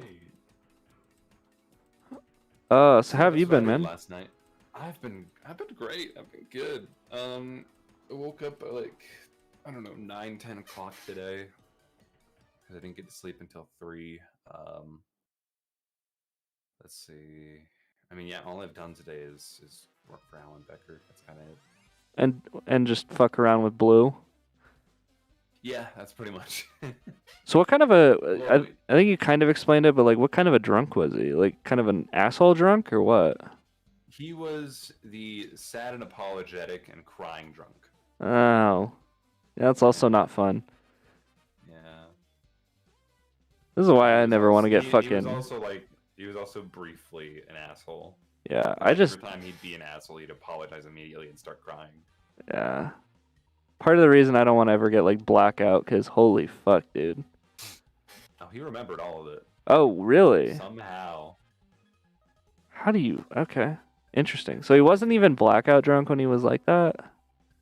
No, like he's fully sober now. He's not even hungover. No, I'm not talking about now, you Nimrod. Like, he wasn't blackout... Like, if he remembers it now, he probably wasn't blackout drunk. Oh, no. So, that's crazy that, like, even, like, kind of, like, lightly drunk, he was like that. Mm-hmm. I didn't even know Blue was old enough to drink. I'm not gonna lie. I thought he was, like, 17 or some shit. I'm pretty sure he's not old enough. What? Really? Yeah. Okay, well, interesting. I mean, he doesn't drink often, but, like, he'll have parties occasionally. Well, so. Let it be known here first on the Pieman 12 official channel, Feds. Mm-hmm. Blue is underage drinking. Uh-oh. Can't believe him. SMH. Are you sick or something? No, it's just my allergies. Okay. Thought I'd ask. Just in case. Because I had some nasal congestion before. I think I told you already, but like, God, dude. That killed me. How's your ear doing? It's better. I'm not like Tara where it fucking was like infected or whatever. Jesus. That shit's wild.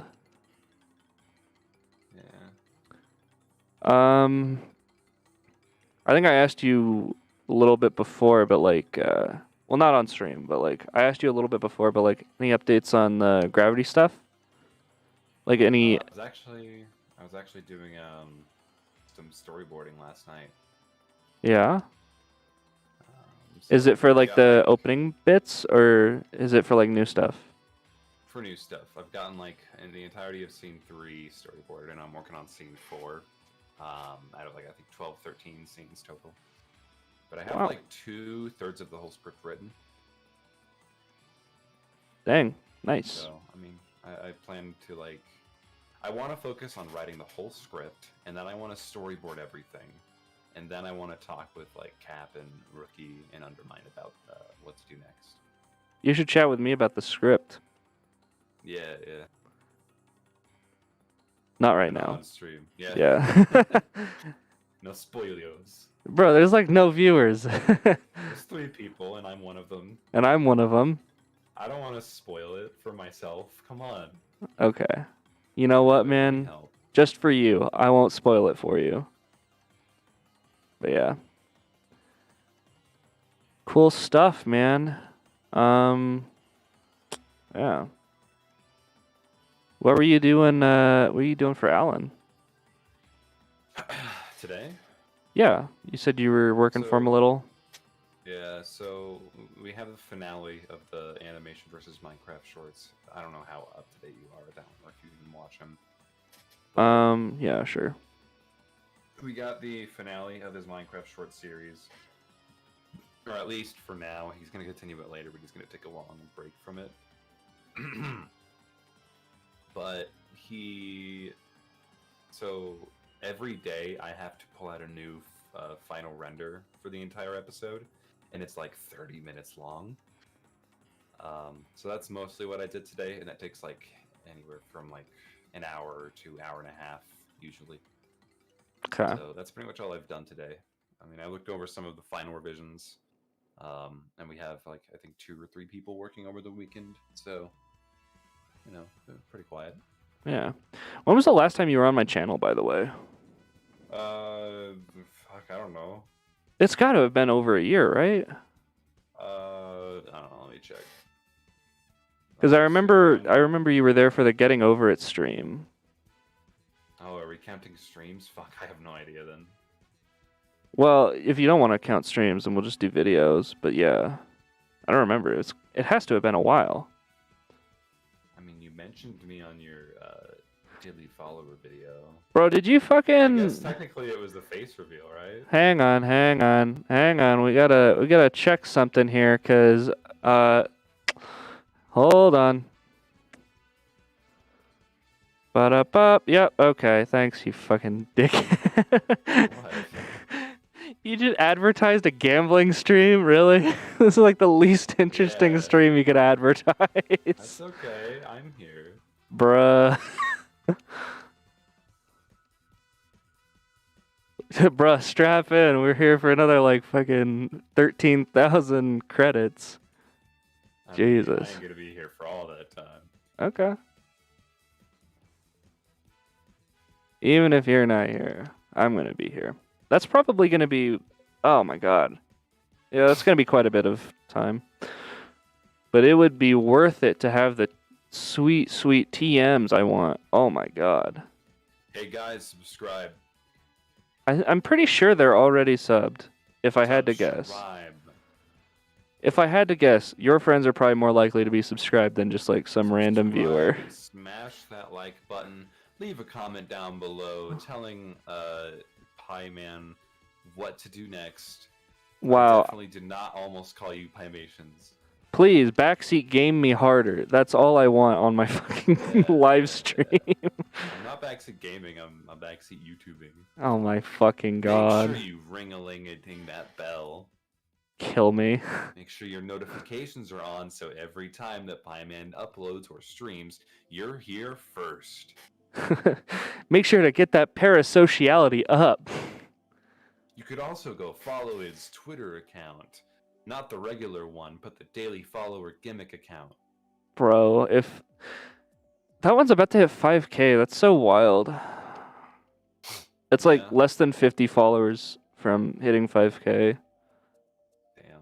I could probably bait enough people to follow if I was doing like only people who I'm following can reply sort of tweet. I bet I could bait like 40-something people to follow, but yeah. This video is sponsored by Skillshare. I learned how to gamble using Skillshare. Oh man, one of the greatest things that I've done a lot on YouTube, right? Uh-huh. One of my proudest moments is getting to do the Raid Shadow Legends sponsor. Wait, you did? Yeah, I did. You didn't know? No. Was this on your channel? No, this was not on my channel. Is this for Hyun? No, it's for Taro. Taro, oh. Yeah, Taro got a Raid Shadow Legends sponsor, and as soon as he told me it, I begged him to let me do the voice. Oh my fucking god. I wanted to use my announcer voice to do the Raid Shadow Legends, so like he integrated me to voice one of the characters. It was his Happy Wheels video. And I like my character like just drove away in a Segway, and then he was like, "Hey, what you gonna do with that Segway?" And then I was like, "What am I gonna do with this Segway? I'm gonna segue into the sponsor of this video, Raid Shadow Legends." Oh my fucking god. And it was just like a minute and a half, I think, of just Raid Shadow Legends sponsor, and I got to voice half of it. I was so happy. You are so stupid. I love It's it, but so funny, dude. I'm not gonna pass up the opportunity to say Raid Shadow Legends officially. I thought it was like, Raid Shadow Legends sponsored some fuck off random animation you did, and I was like, wait, what? Nah, they don't give a shit about me. I thought that, but I was just checking because I thought, is there some animation I didn't see where there was like a fucking raid advert or something? Nah, it's just a tarot thing. That would have been funny as hell, though. I'm not gonna lie. Yeah. Do you get to do any other like goofy ads like that, or? No, that's the only one so far. Okay.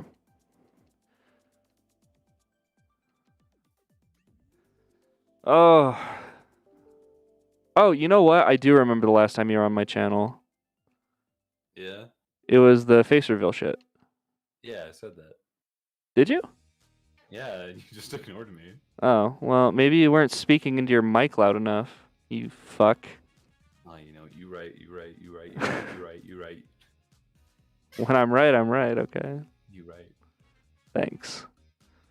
I know I am, so. But yeah, that was a weird saga, huh? Yeah. Was there anyone who you thought you weren't gonna be able to get? Oh, on the face reveal thing? Yeah, because you got a fuck ton of people, and I Oh was my surprised God, at some of dude. them. I didn't think that. I think my two biggest surprises were Ralph, the creator of Stick Notes, and Jay-Z Boy. See, Jay-Z Boy I can see, but I felt like Ralph would probably have let you do that. Ralph was more likely, but like what shocked me about him was that this was before that I really knew him, and before we really got into our fake beef on Twitter, Yeah, yeah.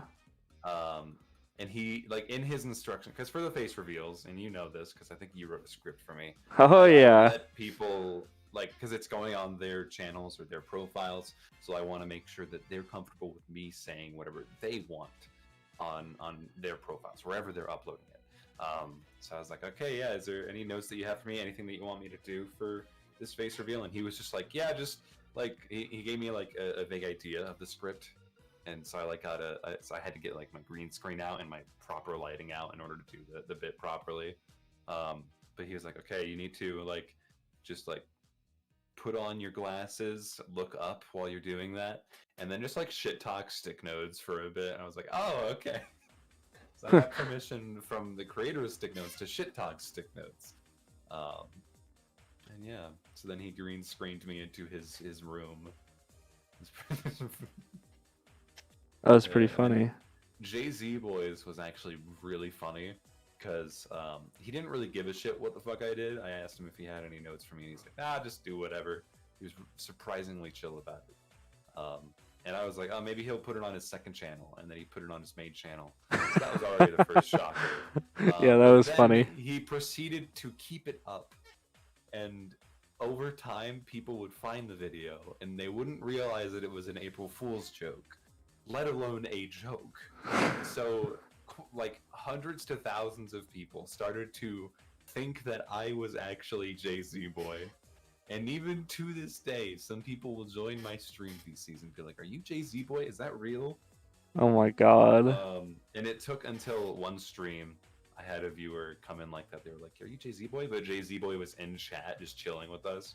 And then he was like, wait, what? And I was like, yeah, dude, no, I'm like, why haven't you unlisted the video? People think that I'm actually you. And he was like, oh shit. So then he immediately unlisted it. Based. So for a good, I want to say, fuck, how long has it been? It couldn't have been longer than a month ago that he did that. But for a while, that video was just on his channel for everyone to see. Yeah. God, that was wild. There was lore for that whole fucking saga too, huh? Yeah, there was. I tried to make it a full-blown ARG, and there were a few videos that had elements of the ARG. I coordinated with I think Tarot and Undermine were a couple of them. Should have coordinated with me, dude. Well, you had a whole ass script. Bruh, I would have done lore. I don't give a fuck. I don't know, bro. If I couldn't explain to you the grind that I was on for that fucking bit. Okay. Face reveal to it.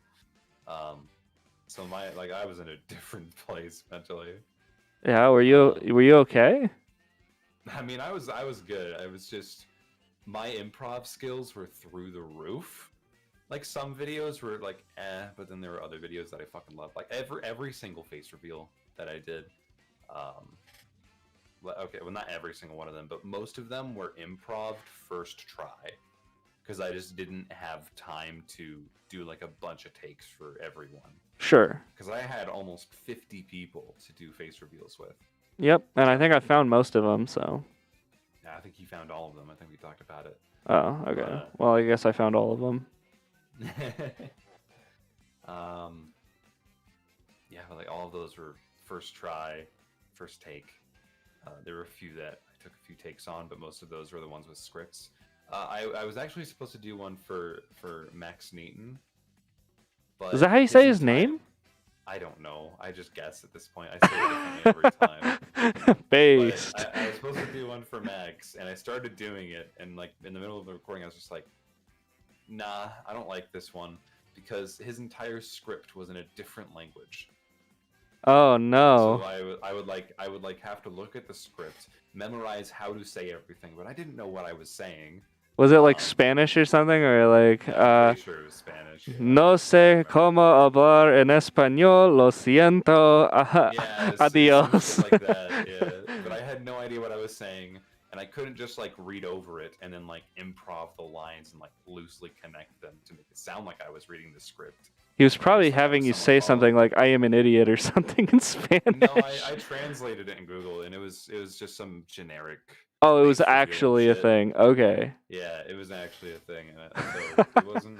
But like, I wasn't happy with it because like my performance there, I was like so out of it by this point. This was one of the last ones that I was gonna do, and my energy was just so low during this session because I did 2 sessions that were both like 2 hours long. No, that's fair. It was a struggle. It was insane. Yeah, that's funny because he participates in mostly like English speaking shit, so it's kind of surprising that he considers his audience mostly Spanish speaking. Yeah. But I guess it is what it is. He does speak English though, right?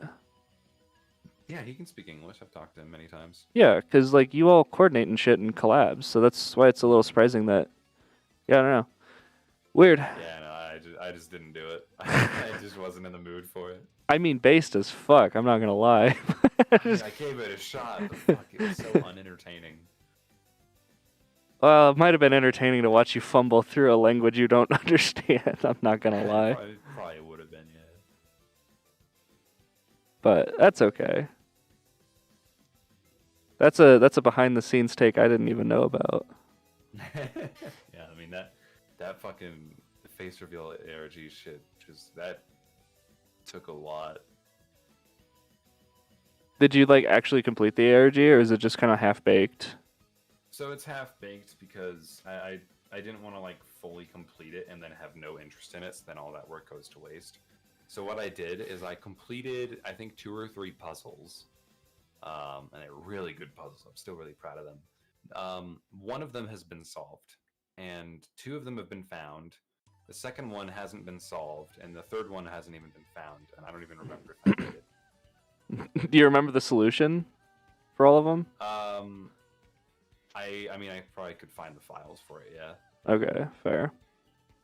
Because I remember I have a puzzle set up for Daily Follower that's kind of similar, where it's like a cryptograph or whatever, and literally nobody has solved it. I even threw it in my video. If people want to solve it, they can give it a shot.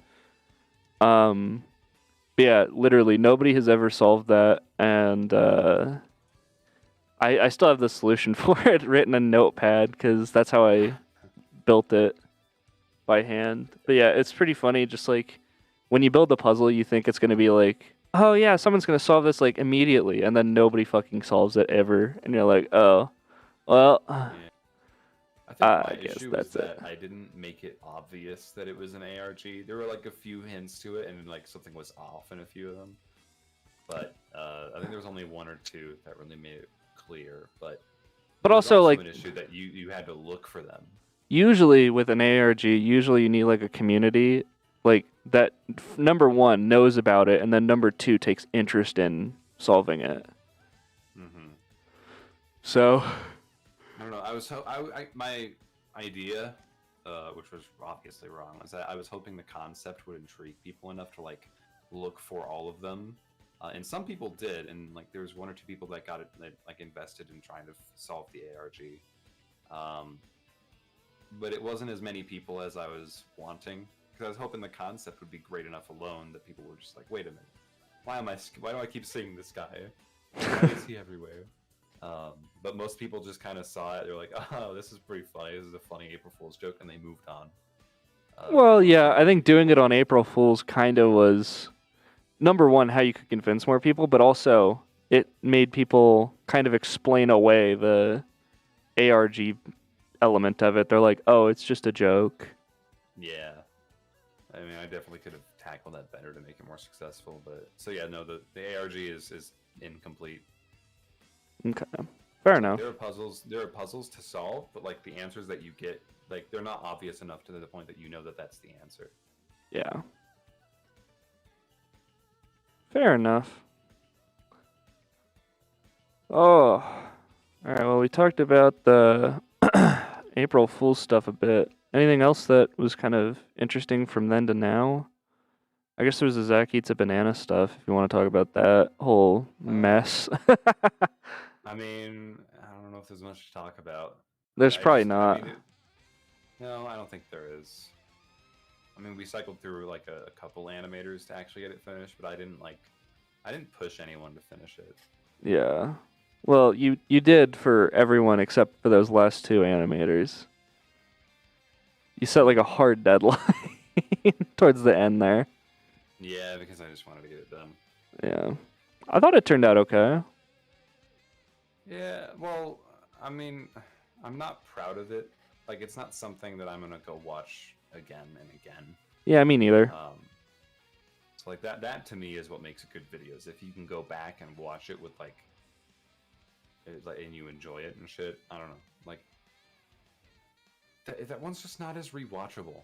It's like you watch it once, you get mild enjoyment out of it, and then you don't like you just kind of forget about it afterwards. It didn't have the same impact as like the Irony song.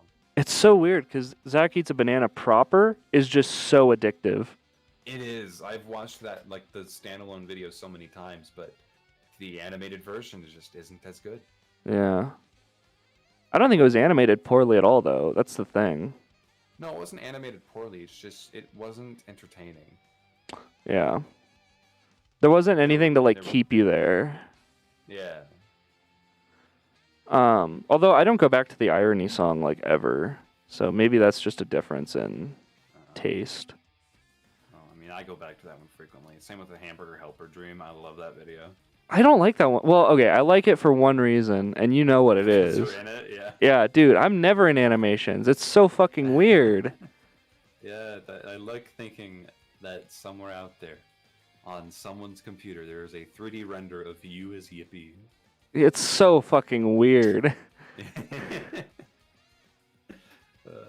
That to me, it's like it's weird seeing my shit in other people's animations. I mean, it's nice, but it's also just like, bruh, what the fuck? Because usually that only happens if like I'm like, I don't know, involved in the project, right? But like, yeah, I don't know. I mean, you just happened to be in my dream at the end. I mean, based. Throw me in more of your dream shit. Yeah, I'll try. Yeah, just dream about me more, man. That was really funny, though, that I got, like, one of the top comments. Like, apparently all I got from this is that Hatena dreams about me.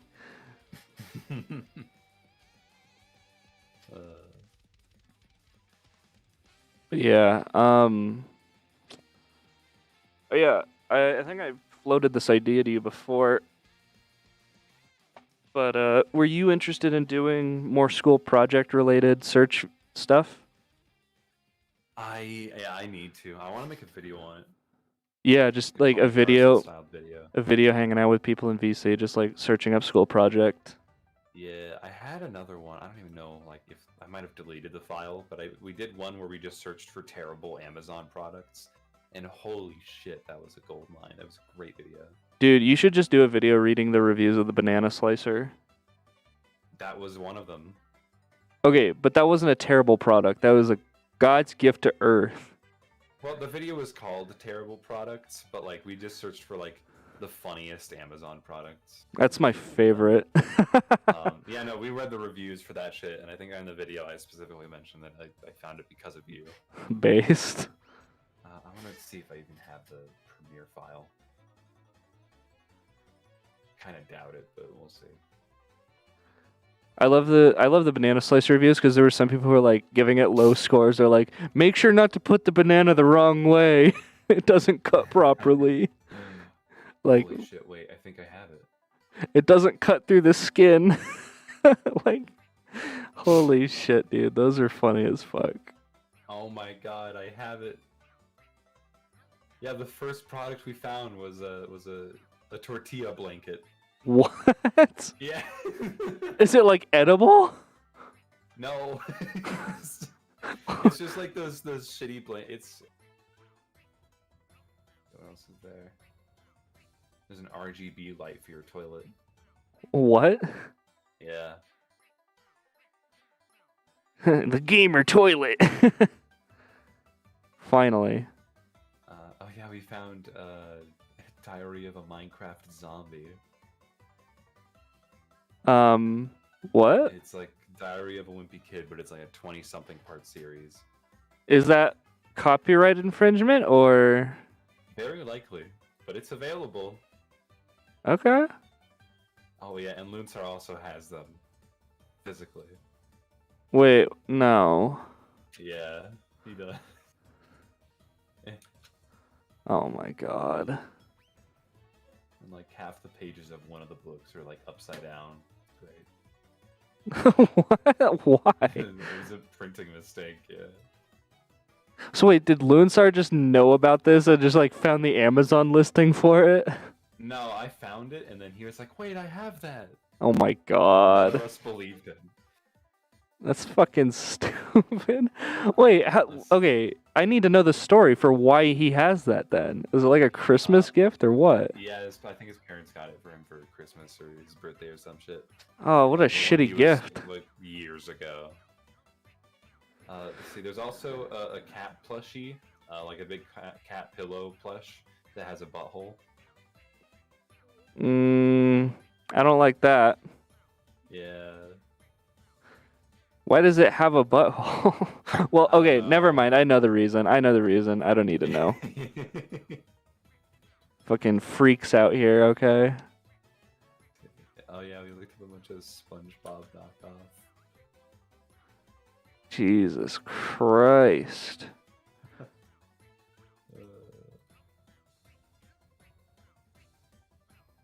So yeah, it's a good video. I believe it. I'm gonna work on it. I think all I had to do was add captions and then it was done.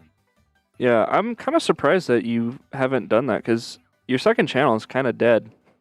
Yeah, it is. Your main channel's a little dead too, but like your projects are a lot slower on your main channel anyway. Yeah, I'm not worried about it. Yeah, I wasn't worried about it either. But your second channel is usually like kind of where you do like the quicker shit posts. Usually, I assumed. Mm-hmm. Any other second channel ideas that you had, or do you not want to reveal them on stream? No, I can reveal them. I don't give a shit. Okay, based. Let's see. I'm gonna go into my thumb drive. Projects, commentary. Oh yeah, there was the My Sports game. Oh yes, the one you sports got in the ripoff. fucking thrift shop. Yeah. Why were you in a Do it thrift shop, by the way? You because they're fun weirdo. Occasionally. You just You could- casually hang out in the thrift shop. Every once in a while, yeah, they're fun. Oh my god.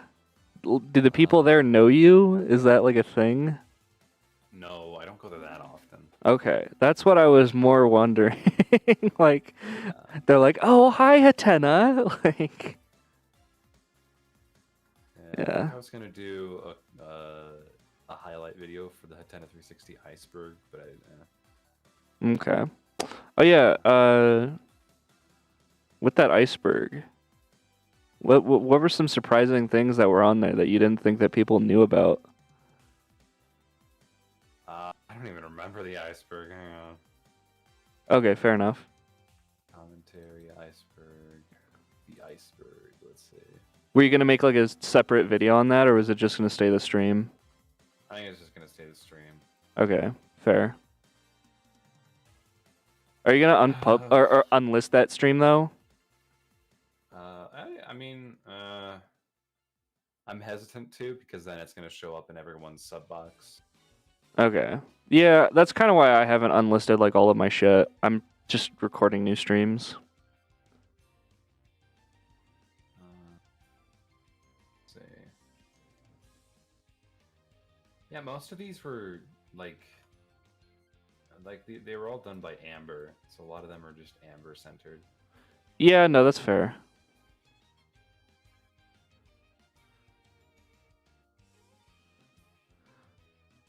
Is there anything you didn't think Amber knew about that she did?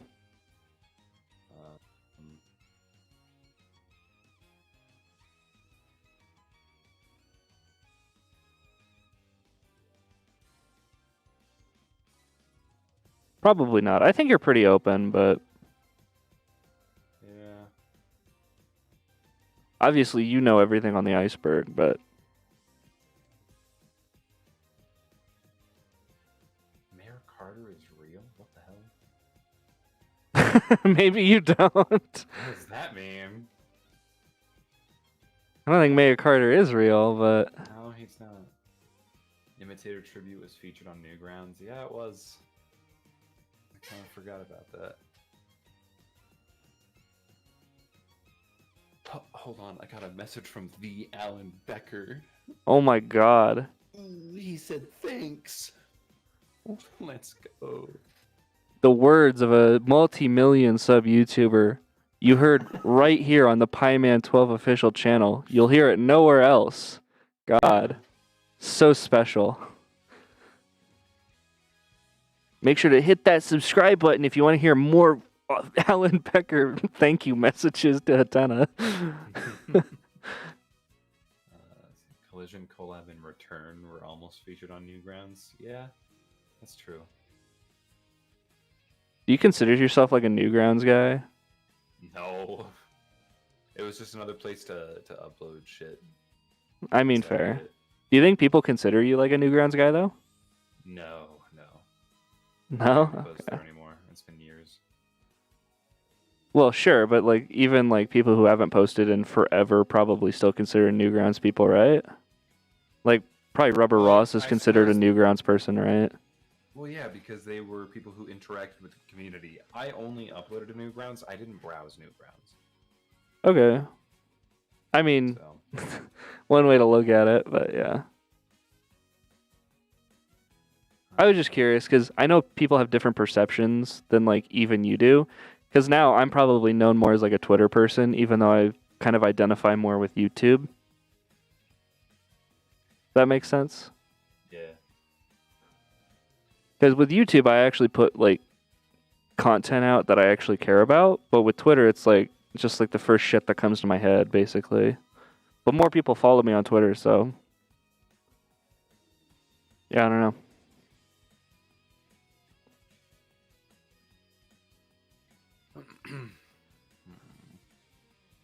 Now, do people consider you like a Hyun's Dojo person? That's a real question.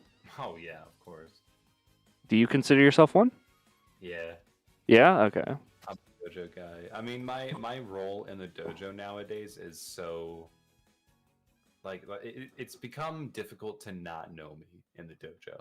Well, sure, but like recognizability doesn't necessarily mean like that's your platform, right?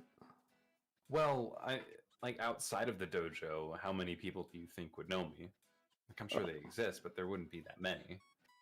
I think you'd probably surprise community yourself. Is like Well, my community is like a subsection of the dojo community, right? Yeah, a little bit. I'd say mostly. Mm. I think a lot of your subscribers do come from the dojo, but I think there's also like a pretty good amount that came from like Meme Dream and stuff like that. So I think you'd surprise yourself. Yeah.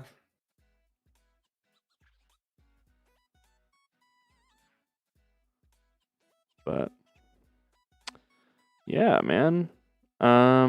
What else has happened in the last like year? Yeah, man, a lot happened. Is this an interview? Are you interviewing me?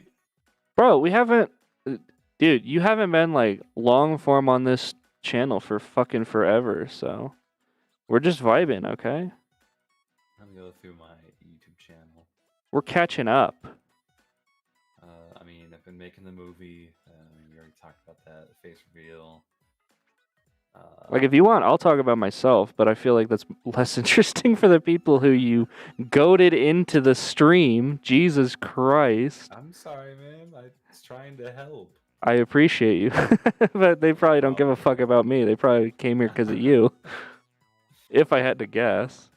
Well, hey, man, as long as I can get more eyes on the channel, and that's, maybe a few more people to stay. I mean, true. I'm probably going to do a FireRed video talking about the Nuzlocke, because I feel like this has been pretty interesting.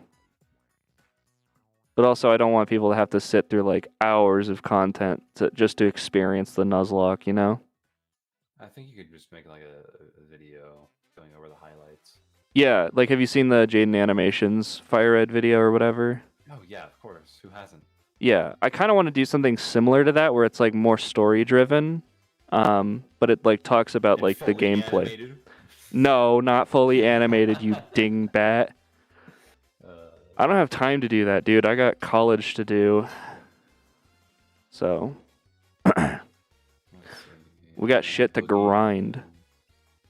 I got Slime Rancher to play, okay? You don't understand. Yeah, I don't have time to animate. You're very busy. Bro, Slime Rancher is going phenomenal. Oh my god. Speaking of things that I probably shouldn't do, I got back into Cookie Clicker. Why? Because I saw that it was kind of close on the achievements, and then I realized, oh yeah, these are like really fucking hard, huh? So I don't know if I'm gonna keep playing it, but I did start playing it again. My vice. Ooh, hello, Gaster in chat.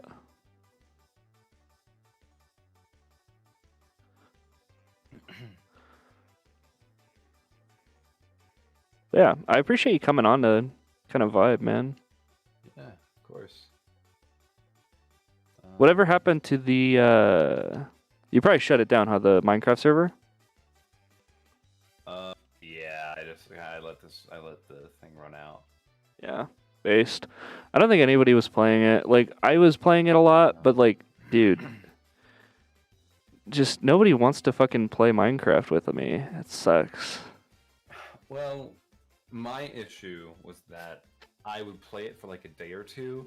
I would, guilt myself into working again, and then I would just work for a long time and forget that the game even existed. Yeah.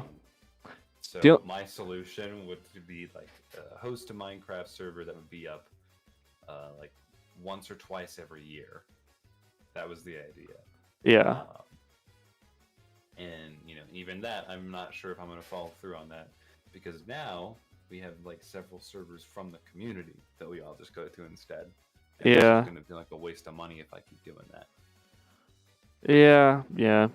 I guess my problem was like the only time people ever joined was like when you were on, and I don't know, it kind of got really annoying to like either have to ask you to join in order to get people online, or to like ask people to join but they wouldn't because it's like you're not online. So yeah, I don't know. No way to win. Like, if you were streaming Minecraft, oh my god, people were online forever. But like, also, your base was like the least interesting part of that server. Oh yeah, 100%. Like, no offense, but like, I feel like if you had spent time outside of your base, number one, I feel like this Minecraft streams would have been more interesting, but also like, I don't know. I might have gotten more help with shit, but yeah, it was kind of we got annoying. the Realm of Celestia, which is a server run by I don't know if you know them, but their name is Zion. Yeah, Um, but I they have a museum in there now, and so like they mark all of like the cool shit that's happened in the server. And my stream was like one of the biggest ones for them, apparently. yeah. They Why? marked it as like the first Celestial SMP live stream. Oh my And it god. like recreated the hide and seek game that we did with like armor stands and shit. Bruh. There's like an absurd amount of effort. There was like a like for everything in the museum, they had like a book stand with a book on it that had a bunch of information written about this thing. I mean, Jesus. it was wholesome. It was nice. Yeah, no, it's probably a little Silly. flattering, but yeah, it's kind of weird to have like Yeah. your live stream detailed that heavily. Yeah. That is pretty It's funny. kind of like a spur of the moment stream. Like I didn't even plan on it. Yeah, Most of my streams. I didn't really want to join that server. Like I got you got me an invite or whatever, but like I didn't really want to join. I don't know. It's just it felt like another super SMP thing, and I don't know. Been there, done that. True. I mean, it kind of was. Yeah, it pretty much was the Super SMP. But their powers were like more customized and fleshed out. But what was funny was that they had like godlike powers that everyone could just be assigned randomly. And that was meant for like mods and staff and shit. But then people outside of mods and staff started to get it. My favorite part about that is that they started to take it away from like the regular members of the SMP, the non-moderators. Mhm. And they were like, "No, we're gonna have normal powers. Aw, this sucks." Me though, I was speaking with the creator of the server, and they were saying like, "Yeah, I know we're gonna at least be like heavily nerfing these powers." And I'm like, "Ah, but what if you just let me keep it? Because I think that would be really funny, and it worked." Oh my god, So I am no. like the only normal member on the server who has like ungodly powers. You I are could fall ridiculous. into the void and survive. You are ridiculous. Have you joined that server since its stream? Yeah, I've visited it a few times. I'm not terribly active, obviously, but Yeah. I don't know. I'm surprised I convinced them to let me keep it. Fair. Any games you're into right now? I've been doing a lot of VR. A lot of VR How's that chat going? Specific. It's going really well. It's like we have our own little group of. We have our own little VR group, like Taro, Lunsar, Hundunu, Crab Cave occasionally. Mm-hmm. But we all just like hop on there, and we'll just check out worlds. I found out a method to find really fun games. So I've been doing a lot of that recently, and we're gonna do some later today too with Taro and Lunsar. Okay. But so we found this world that has like an actually functioning pool table, which like to have a well optimized pool table for a VR user, it's very difficult. They pulled it off very well, and it's super fun. Huh. Yeah, I wouldn't So think that you could, but yeah, they also had bowling, but the bowling was too realistic. So like you would hit it into the gutter. well, not only would you like it, well, I mean, the tracking was very accurate. Like it was the optimization was as good as the pool game. Mm-hmm. But only issue was that it was literally as slow as an actual pool game. Oh So you no. you would roll the ball down the lane, it would hit them, and then it would take like about a minute to a minute and a half To reset? pins. Yeah, because they like did the legit pool thing where they would like the mechanic would come down, it would grab onto the pins, it would pull them up, it would swipe the rest of the pins under, and then it would pull them back down, and then it would spend extra time to let the ball roll back into the bay next to you. So like we would do it, and then we would wait for way too long, and then we're just like, okay, you'd be sitting at the line for like a minute or two with the bowling ball in hand, just waiting for everything to be done before you could actually go there. So that was a little unappealing. We also found Rocket League, but with baseball bats. Explain. It's Rocket League, but with baseball bats. I don't know what that means. Like, do you break the shit out of the cars, or? Oh yeah, no. So there's the big ball in the middle, and the stage is exactly like Rocket League, but a little smaller. And you're not in cars; you just have baseball bats. You have to hit the ball into the goal, and if you get hit by the ball, you die. Well, what? Yeah. Why do you die if you get hit by the ball? Because it's a big lava ball. That's the gimmick. Oh my god. And the baseball bats don't melt upon touching it? Like, Nah, they're like little matches. what? Yeah. The more I hear about this, the more confused I'm getting. Hey, just know that it's really fun. Okay. I'll have to take your word for it. There's also the disc game. It's kind of like Tron, where you're like flinging the disc, and if you hit someone, then they die or you get a point or whatever. But they can also block it with their disc. It's a very simple concept, but it like bounces off walls and shit. It's super satisfying to play. It's super fun. Mm-hmm. And everyone got mad at me because I kept winning. So that one was fun for me at least. I Yeah. don't think we'll ever play that game, sadly, but I had my fun. That's good. What else was there? Fuck. Oh yeah, there was a Star Wars game. It was like droids versus the other guys, the good guys. I don't know the name, but Jedi? no, not Jedis, because there weren't lightsabers. There were just guns. The Rebels? There was this big arena. It was like laser tag, I want to say, but with like different kinds of guns. Like my favorite was the machine gun. Wait, huh? I don't think they had machine guns in Star Wars, but They do now. I don't think I'm misremembering this. No, I mean it was definitely Star Wars, but like I think they added some weapons that they wanted. Star Wars, but with Tommy guns. Yeah. Jesus. And like there were towers and shit that you could snipe people from. That one was really fun. I think that was everyone's favorite because it was like laser tag. Yeah. Because you would have like a set amount of time, and you would just try and kill each other as much as possible, and then whoever gets the most kills wins. So very basic. What else? What else did we find? I mean, Taro found us some audio visualizers. It would be like entire worlds that their whole purpose was to just give you. It was like a Disneyland ride experience. Like one of those rides that you would go indoors and they had like a huge screen. And it like almost encased it. I don't know how to describe it. Yeah. It's just an audio visualizer. It was really cool. You're in it. Shit was flying past you. It made you feel like you were a part of it. It was just cool. I think those are all the big ones. Oh yeah. So since we ended on audio visualizers, any news on any news on the Anime Cast? It was recorded literal months ago. Yeah, I've just been lazy. That's it. We know. So the issue started with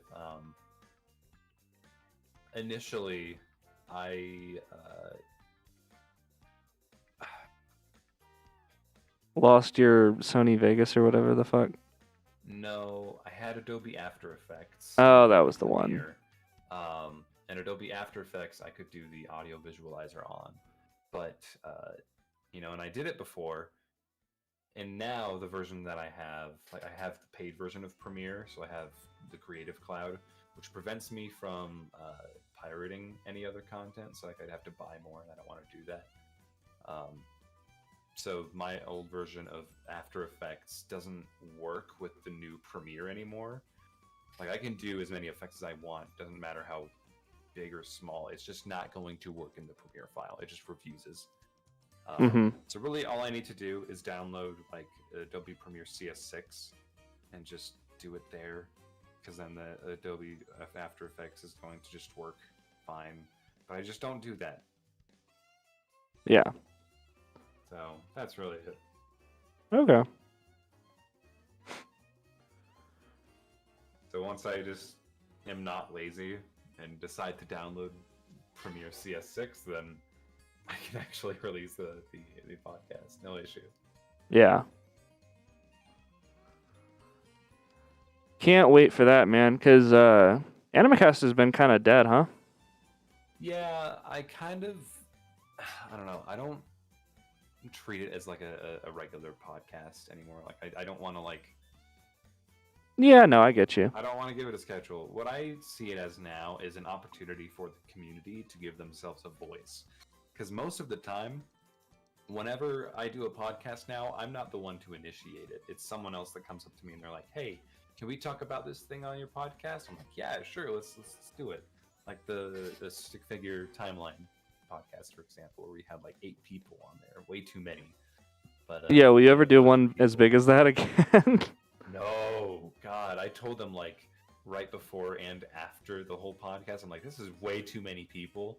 We had 3 guests and like 6 interviewers. I'm like, this is not how you do this. Yeah, that's kind of a lot.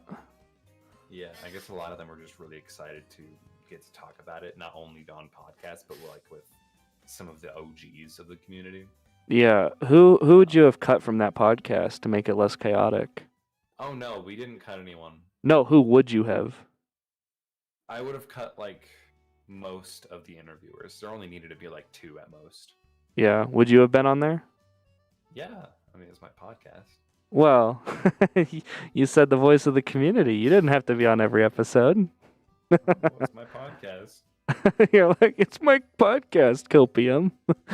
You can't kick me from my own podcast. I don't know. The community is very soft-spoken. A lot of them don't really like to talk. There's a few, don't get me wrong, that really like to talk. But Yeah. I'm kind of there to keep the conversation going. I know how it runs. I know how to do everything there, at least somewhat well. I'm not perfect at it, but I understand it well enough that I could guide others in a right direction. Yeah, no, I get you. Yeah. You think you're nervous around people anymore? Or you think that's still an issue? In person, yes. 100%. But online, like, I don't know. Like, I've worked with so many people that I look up to. It's like, because I work for Alan Becker, right? And Sure. Alan Becker's team is like the cast of all-star stick figure animators. Like, there are OGs in there that I've never talked to before. And, like, not only am I telling them what to do, but, like, they're telling me that, like, they've heard of me and they've been watching me for a while. That's real fucking weird. But the more that I'm exposed to stuff like that, the more comfortable I get with talking to just anyone. Yeah, I guess I was just kind of curious. Like, why do you think it doesn't translate to, like, real life? Because in real life, I feel like my interests conflict with what a lot of people like. Introverts don't go outside to talk. Introverts stay inside online. Extroverts have vastly different interests than most introverts. So, like, if I were to just go out, like, I don't know what to do outside. Like, You don't know how to touch grass? What? No, I mean, I know how to touch grass. I don't know what the fuck there is fun to do outside. There's plenty if you look for it. I mean, I tried looking for it. Everything just seems so either expensive or inconvenient. You ever played No way. Pokemon Go? Oh my god, that shit was addictive. Yeah, but, like, I get myself into thinking, like, what's the point of playing this? What am I gaining from this experience? So, Exercise. Calories burnt. I mean, I could do that inside. Well, how often do you exercise? I don't anymore. I need to get back into it. So, all I'm saying is, Pokemon Go, hey, I'd play with you. Boring, though. It's fun with people. I will agree that it's boring if you do it on your own, but if you're, like, doing, like, jogs or walks with people, Pokemon Go can actually be pretty fun. I mean... I think there's some interesting, like, trails and stuff by your place, too. I don't know, man. I don't know. I don't like leaving the house. Fair. I look for any reason to stay inside. Based. So I guess that's just the blatant reason. Yeah. Like, But if I yeah. wanted to play Pokemon, there's like a bunch of Pokemon games I could actually play. True. I mean, do you have an emulator? You could play FireRed too if you wanted. Nah, and I also don't really want to. Have you ever tried a Nuzlocke? I'm not a gamer, bro. Well, I know you're not a gamer. That's why I feel like a Nuzlocke would be really funny to watch you play. I feel like you'd die a lot more because you're just not prepared. If I did it for a stream, probably, but whenever I do a gaming stream, they get significantly fewer views. Okay. I mean, fair. So I'm more inclined to, have actual production happening on my stream. Yeah, I guess you've kind of built your channel in a different way than me. Like, yeah. Something I do want to do at some point though is a rounds stream with you because I have rounds now. And it was really fun the last time we played it, but we never did it on stream, so I feel like that would be a fun stream to do at some point. I have to introduce you to modded rounds. Modded rounds are so funny. Okay, modded rounds has to first. Modded rounds has to be fair because doesn't modded rounds just allow you to infinitely stack shit? Yeah. Yeah, that's a problem. But it's funny. It's not fair. It's funny. It's not actually a game at that point. It's just like you want to see special effects break your computer. Yeah, that's the way that we tackle it. Is how can we break this game? Wouldn't it be until it breaks? Wouldn't it be hilarious if like I was streaming rounds modded and then just like blue screen ends the stream? And so the last thing you see is just like an impact frame. Oh my god, that would actually be a based way to end stream. Holy shit. No goodbyes, just impact frame breaks my computer. It's like, oh, I wonder what this card does. All right, bye chat. Wee crash noise. Yeah, that would be funny. I've had my computer recently blue screen. I don't know if it's getting old or whatever, but well, maybe I had too many Chrome instances open. You do like to leave a lot open on your computer. Do you have crap cleaner or Malwarebytes or like any like virus protection software or cleaning software on your computer? I think I have crap cleaner, but I also have Microsoft, the antivirus whatever that they have. Yeah, that's not very effective. No, it's not, but it gets the job done. Sometimes. But I definitely run crap cleaner at least. Yeah. Yeah, that's probably not a good idea. It speeds up your PC like a million times. You'd be shocked. Bro, delete system 32. I hear it speeds your PC up like 20 times. I love those memes where it's just like delete system 32. It never gets old.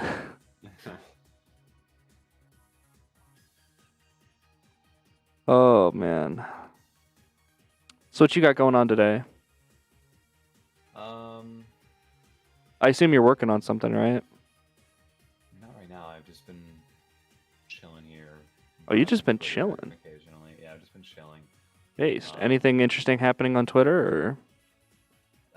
No, I'm just mindlessly browsing.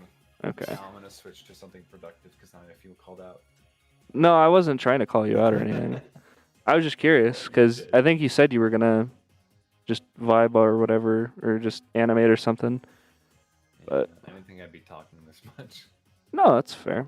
Hey, listen, dude. I am an awesome communicator, okay? So I understand if you're addicted to talking with me. That's just how I am. I rope you in with conversation, and then you just can't stop. That is addiction, but it's the good kind. But yeah. What do you think of Elon buying Twitter? I mean, it's funny. Yeah? I don't have any strong opinions about it. It's just funny to see how poorly he's doing it. You think it's going to implode? I don't think it's going to implode. I just think he's full of himself right now. Like, oh, 100%. Yeah, he's just spent so much money on it, and then he's just like, everyone's criticizing him. And instead of taking the criticism, he's just like, oh, you guys, look at the numbers. The we've hit our highest number of active users in years, a new record consistently for many days. Cool. Now fix the fucking website. True. Oh, also to the guy in chat asking what emulator I'm using, it's whatever emulator has like Lua scripting so that I can have the little Pokemon dudes on stream. Anyways, back to Twitter imploding. Yeah. I mean, I'm not too into. I don't like keep a close eye on it, but like, occasionally I'll see Elon tweet something like he'll mock the people making fun of him or criticizing him, and then like before Twitter Blue was about to come out and people could just get verification whenever they want. Oh my Um, god, that was so funny. Like he was just like, oh, it's gonna prevent so many trolls and scams from popping up. What happened as soon as it launched? Trolls and scams as far as the eye could see. I think my favorite tweet that came out of all of that was like the fake Tesla account that was like a second Tesla has hit the World Trade Center. And it was verified. I'm like, bro, come on. I found it so funny that like the stock of certain companies would just they would plummet. Oh, like the insulin company? Yeah, it was so funny, dude. Holy shit, dude. Oh They were like, insulin is free now. It's like the stock price I find it funny tanked. because Elon thought that it was like this is a perfect plan, nothing could go wrong, and then just the stock prices just plummeted. Oh my god. It is so. Oh my god, dude. He could get sued for that, I'm sure. No, I'm sure he's already getting sued. Like, Yeah. somebody's cooking up a lawsuit, 100%. Holy shit. This is the funniest thing. Yeah. Yeah, I think he was even shit talking Mr. Beast at one point. Because Mr. Beast was making fun of him. And then he just responded to him like, yeah, well, Twitter's about to beat YouTube. Like, no, it's fucking not. Yeah, no. No shot. Bro, people have been trying to find a reason to hate Mr. Beast now that he's like famous and shit. Oh, they've been doing that. Yeah, but now people are like trying to be like, oh my god, he responds to Elon with a popcorn emoji. He must be really like a fan of Elon, and you know what that means? He's a Nazi or something. I'm like, bro, I don't think he cares about politics. I feel like Mr. Beast is like the least political fucking person that you could probably get. He is interested in politics. I've watched a few podcasts with him, and I forget which one it was, but he's mentioned that he is interested in becoming the U.S. president. Oh my god, no shot. It wouldn't be anytime soon because like the minimum age requirement is like 30 something, right? Yeah, but no shot he actually does it. Well, I mean, I'm not going to comment on it because I don't Listen, know about politics, but just because Donald interested Trump in could be it. president does not mean Mr. Beast can, okay? I don't think it'll happen. I mean, I don't know. You don't keep up with politics, do you? No, I'd stay as far away from that shit as possible. Honestly, fair. Yeah, the midterms or whatever were kind of close, but yeah, I guess if you don't care about politics, then it's just kind of like, who cares? I'm pretty sure I filled out like half the shit in this recent ballot, like just on random. Oh my god, you're that guy, huh? I mean, like, I didn't give a shit. I mean, Most fair. of it was gibberish to me. Like, even my sister tried explaining it to me while we were doing it last minute, and as she was explaining it, I would judge it based off of like her first sentence. And I was like, okay, I'll just go yes or no, or choose for Democrat. I don't even know what a Democrat is versus a Republican. Really? I don't know the difference, and nor do I care. Okay. That's kind of surprising. I know political literacy is like kind of bad, but I didn't know you just didn't know the difference. That's kind of funny. Yeah, I mean, like, politics don't appeal to me just because, like, I feel like so many people nowadays, they base so much of their personality, not everyone, of course, but a lot of people base so much of their personality and passion around their views on politics. And if you disagree with them on a certain political belief, then they're just going to hate you. Yeah. They just don't like you, which, like, to some extent, I can understand. If it's a big one, then yeah. But I couldn't pull up examples because, again, I don't know politics. So I find it easier to befriend people and have good conversations with them if they're about literally anything except for politics. Because if you talk about politics with someone, that can become such a heated debate, and I am not well equipped for that. Yeah. I don't like debating with people about stuff that I know nothing about, and like that's just the thing that doesn't appeal to me most about politics is that there's no clear answer, and I know that's the point, but there's no clear answer, so you can't make everyone happy. There's always going to be like 50% of the population that's going to be disappointed with your belief. Yeah, I guess the weird thing to me about like you not being like interested in politics, the weird thing to me is like how friendly you are with Krav then, because that's like all he wants to fucking talk about. Well, Krav I can respect because he shares the idea with me that your beliefs, like if you have a different belief, if you have a different political belief, that shouldn't dictate your friendship or your relationships with someone. It should just be you have a belief that might be different from someone. That's not going to affect how you two communicate. You can discuss it. That's not like it doesn't mean that I'm going to hate him for believing in something I don't believe in. By the way, we just got 3 jackpots in a row. Holy shit. Congratulations. Sorry, I just wanted to call that out because that was probably the only time it's going to happen this stream. Yeah, but yeah. No, I feel that. I don't think I would hold someone's political beliefs over their head unless they were like literally hateful about it, I guess. Like if somebody was like, yeah, I hate gay people. Like I don't know if I could really be friends with them, you know. No, yeah, I guess there's some shit like that. Yeah, I don't know. It's uncomfortable for me because there's no answer. Yeah, or like someone's like, I don't want women to vote. I feel like that's a line too far. Like, I don't know if I can be friends if you're like, I want to take away people's rights. You know what I mean? I'm not gonna talk about it. Okay. It makes me uncomfortable. I'd rather not. Yeah, I feel like that kind of stuff makes me uncomfy, but thankfully I don't know anybody like that, so we're all good in the hood, man.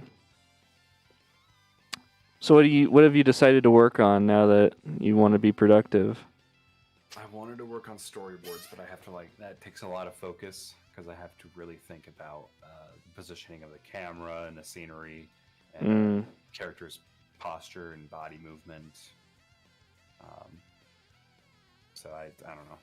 I'm still just kind of mindlessly talking at this point. Fair.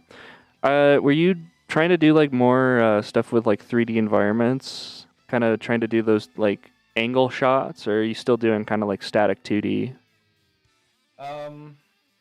Is that still kind of your wheelhouse? There are some shots that require 3D, and then I'm going to be talking with Undermine with more. There's a bunch in like the first 1 or 2 scenes, especially like the very first shot of the whole film is one long 3D shot. Mm-hmm. But outside of that, I don't know yet. I don't know. We'll have to see when I storyboard. Okay. That's something I'd like to do with animation is like you can filter through your ideas to see what's going to be difficult and what's not difficult. But then that's going to limit your creativity. If you already set up a barrier that tells you, oh, this sounds too complicated for me, it could be awesome if you do it. That you'll never know unless you do it. So I like to just kind of let my mind run wild. If I think of like a crazy concept that's going to be very difficult to complete, I put it down anyway because it's going to be worth it. Yeah. So I don't really know until like I'm drawing up a storyboard or thinking about it a lot. On that note, have you ever thought about trying to learn Blender? I have considered it recently, yes. Especially working with Alan Becker, there's a lot of 3D work, like a surprising amount of 3D work, especially in his upcoming projects. I can't say a lot about it, especially on stream, but yeah, no worries. 3D elements. So I would like to learn Blender so I can manage those files specific better, but also so I can use it for my own projects. Yeah, and that way you don't have to like rely on Undermine for literally every 3D related idea you have. Yeah. Because, I mean, he's great, but he also lives on like the other side of the fucking world, and it's a little hard to coordinate with him sometimes. Yeah. I would know. I've tried doing a lot of streaming with him. Yeah. lot of the time our plans fall through because of time zone differences. So Mm-hmm.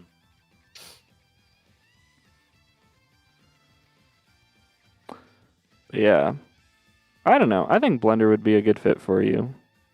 Was there anything that you really wanted to do other than like Blender, or is that Like, what kind do of the you big mean? one? Well, like any other programs that like you really wanted to learn other than like that, or is Blender Um, kind of the big one? I guess Blender's kind of the big one. I don't know. Like I got Adobe Animate recently, like the most recent version, and while I've heard it is very unoptimized, they do have some cool features. So I'm gonna spend a bit of time learning that and understanding the new UI because it's a little different than Flash 8 and CS6 and all of the other programs. Mm-hmm. Um, so I kind of want to learn that a bit. There's also Clip Studio. If I can get my hands on it, I want to do Toon Boom, but that's like $2,000. So, Why would you want to use it? I guess is maybe my question then. um, because it's I don't know. I like learning about more programs and seeing what the pros and cons are of each individual program. What some can do, what some can't do. Um, I don't know. I like just learning about new programs, Okay. just digitally. Yeah, no, that makes sense. Thought I'd ask just because I don't really know what like on the animator artist side like what the new stuff everyone wants to do is Hmm. because I'm still stuck on that uh Flash 8 sort of mindset where like everybody loves Flash 8, right guys? Right guys? And I look around and I'm the only one in the room. I'm like, I "Oh, mean, there's a lot of people that definitely still use Flash 8, me included. It's my preferred program because I know it the best, so I can execute whatever I think of with it. But it definitely has its limits. mhm. So I think one that a lot of people are interested in right now is Krita. Krita is a drawing software primarily, but it also has an animation feature. Teleporte uses Krita. That's like his go-to program. And I believe they update it frequently, and it's pretty good. Is this So a new I've been one?" thinking, it's not new, no, but it's just people are talking about it more because it's free, Oh, and it's it's really good. free. It's free. It's well optimized. I want to try it out. A bunch of my friends have been trying it out. So What do your other friends think about it? Because obviously it's Teleport's favorite, but how do your it other friends is. think it is? So the difference, before I talk about what they think of it, the difference between something like Flash and Krita is that Flash is a vector-based animation program. Do you know what that means? Yeah. Okay. So Krita is just pixel-based. Like you have a set resolution.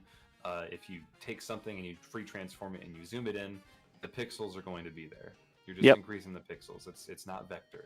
So that's the big difference is that you don't have as much freedom with shape and movement in Krita as compared to Flash. But I don't know. There's something about its simplicity. It's a lot more simple. It's more like traditional animation. There's not as many technological tricks that you can pull out. Like, you know how Flash has graphic symbols, movie clips, tweening. Krita doesn't have a lot of that. It's very bare bones, but so are a lot of non-vector programs. Mm-hmm. So that's kind of the appeal. I don't really know, like, it's a good program. I've heard good things about it. I don't think I've ever heard anything bad about it. Well, that's good. Well, yeah, I guess it's worth a shot, right? Yeah. Fuck, I had something I wanted to ask you about, but it went away. It went away, man. Because you were so enticing with your talk about Krita. I don't know. Do you have any questions? You want to? Oh, I know what I was gonna ask, but I guess I'll leave it to you first. I mean, I have no idea what I'm doing, so go ahead. Okay, based. So I wanted to ask you what your thoughts were on like this AI art shit, because it's starting to get kind of spooky how good they are at doing like drawings. And I guess since you're in a bunch of like animator and artist circles, you'd probably have a better view on it than me. Oof. Um, Like the ethics of it. Like, is it okay for AI to start doing art when artists are right here? so it's surprisingly similar to the tracing conversation. Is tracing okay so long as you credit the artist? That's the conversation with the ethics of AI art. Because what AI art does is that it pulls from a bunch of different art sources. Could be one person's style, could be a combination of different styles, could be 100 different styles. And it will pull from those, and it will build a new image based on either a prompt that you give it or a vague trait, like a vague image that you give it, and it can enhance it. Um, it depends on how you use it. Depends on your intentions. Similar to tracing, if you credit the original artist, it can be considered okay so long as it's for learning purposes. AI art, it could be similar. That's still a big discussion, and I don't even know the answer for it. But Mm-hmm. I think it's a tool. It is a tool. You can use it in a creative manner, so long as you put your own transformative spin with the AI art. I think it's a fantastic tool. Like there was a someone in the community did a video where they tried to make an animation using AI art, where they had like a group of basic colors and shapes in a position of like an anime girl throwing up a peace sign and whatnot, and they tried to feed every single image into this AI generator to try and get an animation. And it took them a few tries, and that was transformative because like they were very blatant with their intentions. They were trying to create something out Mm-hmm. of the AI art. They weren't just taking someone else's art, feeding it through an AI art enhancer or whatever you would want to call it, and then saying, hey, I worked on this, this is my own. Because you could do that. Sometimes the AI art is so damn good that you can't tell that it's AI. Yeah. There was an art competition. I forget where this was, but I don't know if you've heard of this, but someone had submitted AI art to this art competition, but didn't tell the judges or anyone that it was AI. And that work, the AI art piece, won the entire contest. Jeez. Yeah. So, but it's that's the most intriguing part of the conversation is like AI art is so good to the point that sometimes you can't tell if it was done by hand or by robot. Yeah, I guess sort of the question is like, because I think the reason why a lot of people want AI art is so that they don't have to pay artists for like corporate stuff anymore. You know, like if I want a new corporate logo, I could hire an artist or I could get an AI generator to just create some art for me. Well, you lose some of that art direction if you're focusing on just AI. You can guide AI to give you something that you want, but it's never going to be 100% accurate. It's always just going to guess. It's going to have some graphical errors, at least now. I'm sure in like a year or two from now, AI is going to improve so much that you could do something like that. But as it stands right now, relying on AI it's unreliable. You lose the art direction. Say you want to convey a specific message with a logo, or you want to tell your customers that this is the kind of mood that you're going for with your logo and typography or your website, any art that may be attached to your brand.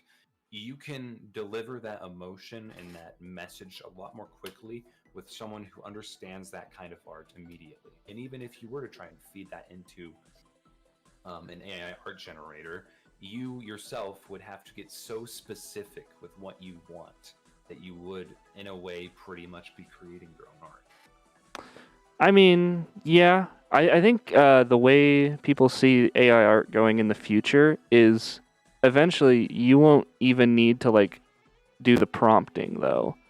Like eventually the AI will get so good at guessing what you want that it'll just like generate what you want at art wise, and so you won't even need the prompt. Like, Maybe. cause like you know how Google can sometimes listen in on your conversations and then show you ads based on what you talked about. I didn't know that, but I'm sure they do that. Yeah, so like let's say you and I are having a conversation in real life and I start talking about like Lamborghinis and we just like chat about Lamborghinis. If Google's listening in, sometimes you'll get like Google ads about Lamborghinis and shit. Um and it's super weird, but yeah, sometimes like you get like targeted ads like that. And you know, obviously the internet has like a greater grasp of like who you are because it knows your browsing history and all that other crazy shit. So it has a very personalized profile for you. So eventually, once it gets like good enough at filling out the prompts on its own, the worry is like, when you want art, the robot will know exactly what you want before you even know what you want. If that makes sense. Because it'll be like targeted towards you. Like, can you imagine like AI generated ads that like target ads towards you? I don't know. It like has like the most appealing art tied to like Coca-Cola or something. Yeah, I don't know. I guess the only time one of the concepts that intrigues me is that eventually AI can get to a point where it can create like movies and shows and YouTube videos all on its own. Yeah. And it can be just as entertaining as like Mr. Beast. But and it won't have to spend any money to do that either. No real money spent. But what ruins that for me is the personality behind it. Now, I'm sure like if someone made a channel and the AI was good enough to make its own videos and it was a consistent like style, consistent theme, maybe consistent people and staff or people that show up in the videos, and they just didn't tell you that it was AI, one day we could probably get it to a point where that's believable and you could just think that person exists, but really they're just fake, they're all AI. But if you know that it's AI, that inherently is going to ruin some of that impact that you have. You're going to think about the implications of it more than the actual entertainment, right? Maybe. Like what if Mr. Beast is already replaced with an AI and you just didn't know it? Would you enjoy his videos less even if you didn't know it? I mean, I already don't really like his videos. Okay. Well, take a YouTuber who you do like. I don't know. Markiplier. Okay, let's say all of Markiplier's current videos are actually generated by a robot, but you don't know it. Would your enjoyment of his videos be any lessened? Like, let's say an AI generated like this personality that's called Markiplier, and it just generates videos based on that personality. Because we have chatbots that have personality now. Yeah, I mean, I guess I'd still enjoy it. Yeah, it's kind of freaky thinking like, even like that personality side that you were like talking about. Like, as long as they don't disclose it, Like, how would you know? Like, should channels that do that be required to disclose that, like, oh yeah, by the way, this is AI generated? Yeah, I don't know. Like, to me, I feel like maybe, because I feel like I'd like to know, but do I have a right to know? Should I have to know? Because right now you don't have to prove that you're human online, but that's why we have so many bots running around. But should we have to know if like this is a robot that you're talking to or watching? I don't know. Yeah, the AI stuff is always like super interesting, but I always thought it was kind of interesting in like the ethics of like art, because a lot of the complaints I've heard is like, at least from the artist side, is like the AI is basically trying to take our jobs. And then, like, what else am I supposed to do? Art is all I know.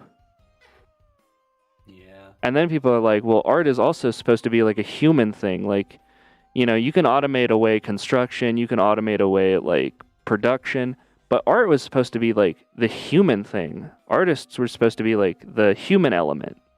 And now we're even outsourcing that. And now it's like kind of weird, Yeah. I don't know. It's an interesting topic. Yeah, there's a lot to explore with it. Yeah, Yeah, I'm not like super well versed on like the arguments for or against it, so I guess I don't have like too strong of a stance, but I assume you're probably more against it than for it, just because of the I'm. circles you run in, right? It depends on how people use it and the rules in which they are applied. Sure, but more That's people kind are of. likely to abuse it than use it properly, right? So my assumption would be that you're more likely to be against it than for it. I mean, there are some cases where AI art has been used to create. Yeah, and in those cases you'd be for it, but I was just meaning like most of the time it's not. Most of the time it's like used to. No, most of the time I'm for it. It's just Really? it's from what I have seen and what I have consumed, I'm for it because most of what I see is transformative. That's what gets pushed out to me. I'm sure there's plenty of examples of it being used immorally, Yeah, but that's what I see more of, but okay. yeah, I don't see as much of that. So what I do see, I like it. I'm kind of in favor of AI art, and I want to see where it goes. I don't think that it's only going to bring complete automation. I think there's going to be restrictions with it. Do you have a strong stance on NFTs? Fuck NFTs. Okay, so what's the difference with the stronger stance here? What's the problem with NFTs that doesn't exist with AI art? The problem for me is that they're just I don't it's a part that I don't really understand the appeal, but it just seems like a big waste of money because crypto is so inconsistent. It fluctuates all the time. Uh-huh. Didn't the crypto Nowadays, market just crash too? yeah, Like, it just crashed because you'll hear about I don't know if you heard about this, but like uh an NFT that Justin Bieber bought for like I think somewhere around $1 million+ is now about $72,000 in Jesus value. criminy. And like you could apply the same thing to literally every other NFT. There are some that are worth billions that are now worth like 100,000, maybe less. Yeah. Bro, Justin Bieber can't catch a break. Have you seen any of his life recently? Holy shit. No, I try not to look at that sort of shit. It gets me depressed. Yeah, dude, his life is like mega depressing now. Holy fuck. He like can't perform at all. It's crazy. Damn. But yeah, and now he's losing a fuck ton of money. Unlucky. Glitch memes. How long have you been here for? A while. I've been live for 3 hours, grinding with Hatena and VC for like a little over an hour. Well, a lot over an hour, probably over an hour and a half at this point. But listen, he's just addicted to talking, so it's all good. Sometimes, you know. It's only with me, because anyone else, you'd be like, all right, I gotta go. I have checks to watch, things to do. Yeah, actually, I do have some things I need to get to. Sorry. Oh, okay. Well, I'll see you around, man. I'm joking. Okay. Well, listen, dude, I completely understand, but like, yeah, I think I'm a pretty good conversationalist. Okay, I feel like I can come up with topics for days. Oh, will Hatena ever do a Nuzlocke? Bruh, if you could fucking wrangle Hatena to play any video game for longer than like 2 hours, I'd be shocked. Yeah. It happens. It's just not common. Yeah, Hatena's the kind of dude. Well, okay, but you would never do a Nuzlocke because that requires so many hours of like actual play. Yeah, and it requires knowledge too. No, it I don't doesn't. I don't want to spend that time learning about Pokemon. I would love to see you play one blind. Just like you don't even get past Brock. You just like fucking die in Viridian Forest or something. Because you think like you're okay, and then a Pikachu crits you. Yeah. I think that would actually be kind of funny, but you don't have to. Yeah, I probably won't. Yeah, I know, but I don't know. I feel like more gaming stuff would be kind of funny because you're not exactly good at every game you play, and I feel like that kind of is funny for a lot of people to watch. Yeah, that's the point for me. I try to be bad at games. Did you ever beat Legends of Arceus, by the way? No. You started that, and you were really into it. It is a great game. I still love it. I just don't want to play it because I know if I play it again, I'm going to get sucked into it. Okay. Were you ever thinking about playing the new Pokemon game or no? No. I mean, Really? don't get me wrong. I love seeing all of the glitches and shit. It's so fucking funny to me. Yeah. But I'm not into any of the new Pokemon games, like the official line. I've seen that it's a little more like Arceus in its nature, but it's still. I've heard that it's got the best story of any Pokemon game. Oh, I don't play Pokemon for the story. Sure, but like, you know, Gen 5, everybody loves Gen 5 for the story. People think that this is better than Gen 5. Although they say that like also the I guess the evil team is like the weakest, so I guess it's a little balanced, but yeah, people have said like this is probably the best story Pokemon game that's come out. Despite all the glitches that you've heard about, I'm sure. Yeah, I mean, I only pay attention to the game because of the glitches. Let's be real. I No, don't that's care about fair. anything else for this game. I wonder if there's a speedrun times for it already. Oh, I guarantee it. It's kind of a long game. I don't know. Oh well, they don't have to be. They don't have to be speedruns to complete the game. They could be like a. What do you mean? How Minecraft has a bunch of speedruns. Like it isn't just beating the game glitches. Like there's beating the game with glitches. There's like trying to get certain achievements, trying to get all achievements, trying to get one certain block. Mm-hmm. So it could be a similar situation for Pokemon. Okay, maybe. Yeah, I guess I just don't know. I wanted to kind of not know anything about the game in case I wanted to play it, but yeah.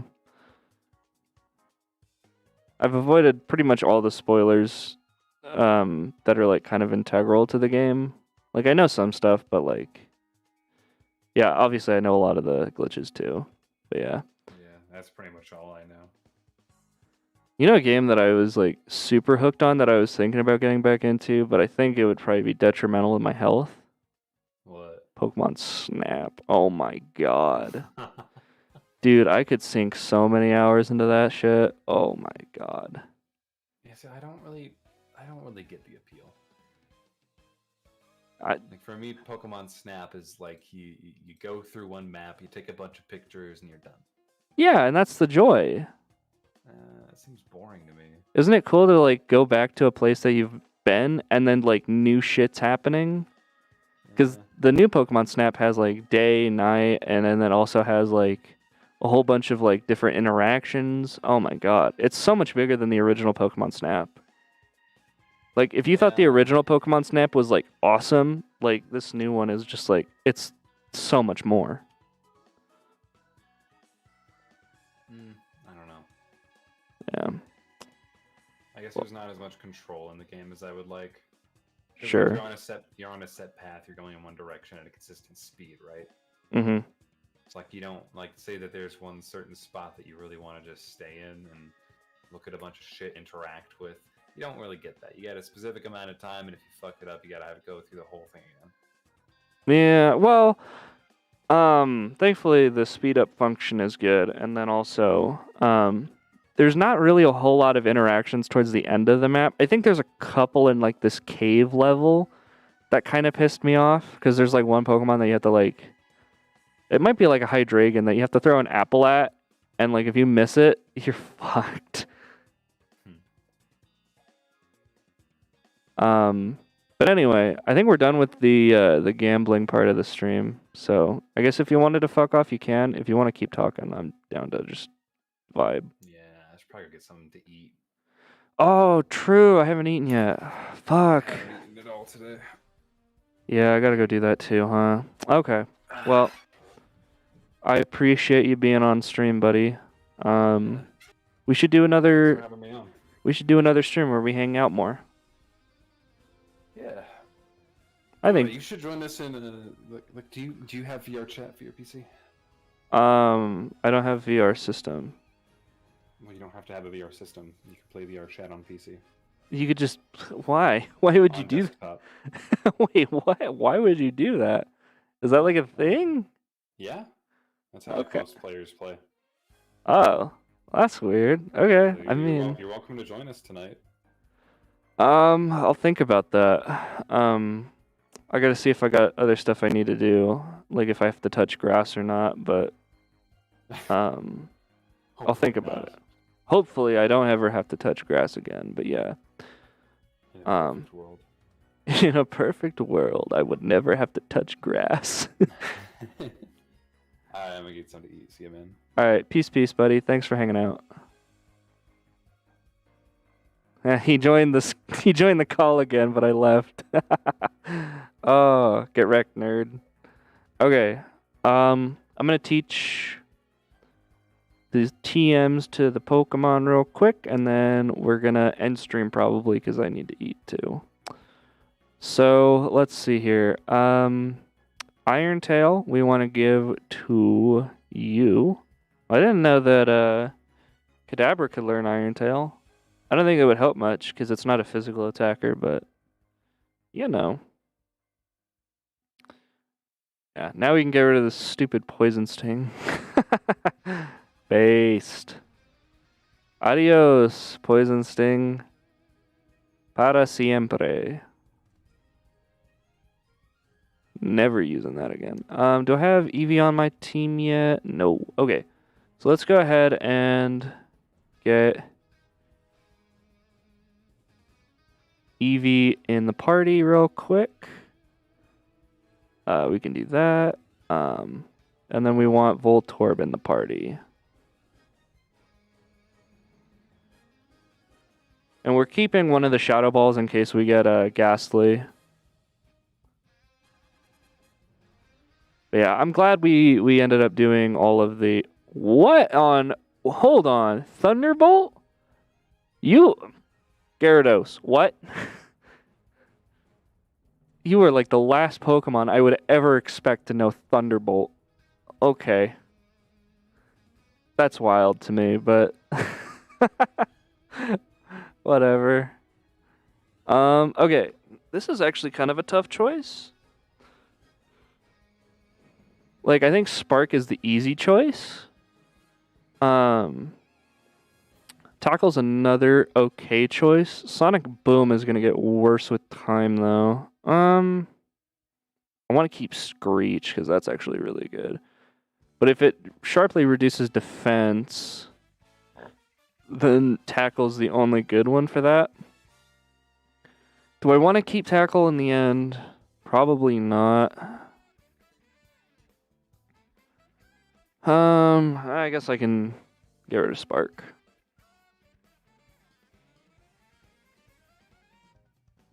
I have PP ups anyway for Meowth. And once we beat Erica, we can do a lot more of that. But yeah. Shadow Ball! Wow. That's so cool. Anyways. Next stream we will be having probably a lot more encounters. Let me think. What encounters do we have next stream? If we do Erica's Gym and Rocket Hideout.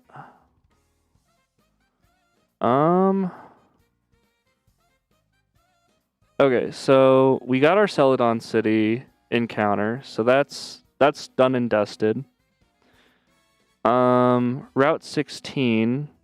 I guess we could do Snorlax encounter next stream. We could do Pokemon Tower encounter next stream as well. Lavender Town is this away. Yeah, there we go. And then I'm just checking real quick to see if there's anything in Lavender Town. If not, it's not the end of the world. Like, is there any pools of water here? Or is it literally just, like, empty? Oh my god. Okay. Well, I don't think we can do anything in Lavender Town specifically unless we get, like, an egg. Which sucks. Well, we could get a Route 12 encounter, too. It won't be a Snorlax, because even though there is a Snorlax on Route 12, by dupes, I don't want to have both of those be a Snorlax. So, yeah, okay. I'm feeling pretty comfortable. a little unfortunate that we lost the Growlithe encounter, but I mean, I was kind of 50-50 on like whether or not we'd get it anyway. So I kind of figured with Roar, it was just not gonna happen. So unfortunate, but what are you gonna do? Yeah. Anything else? I think that about does it. So next time, look forward to Erica's gym and then Rocket Hideout in the casino. Should be a baller stream, not gonna lie. Make sure to hit that bell button so you don't miss when I go live and do that. And then yeah, if you're watching this as a VOD, I guess thanks. Yeah. But yeah, like, comment, sub, all that good stuff. Appreciate you guys for hanging out. Pretty lively chat once Hatena rolled around, so thanks to him for actually advertising the stream a little. I know I gave him a little shit for that, but yeah, it was a fun stream, not gonna lie. But yeah, thanks for watching. See you next time. Bye.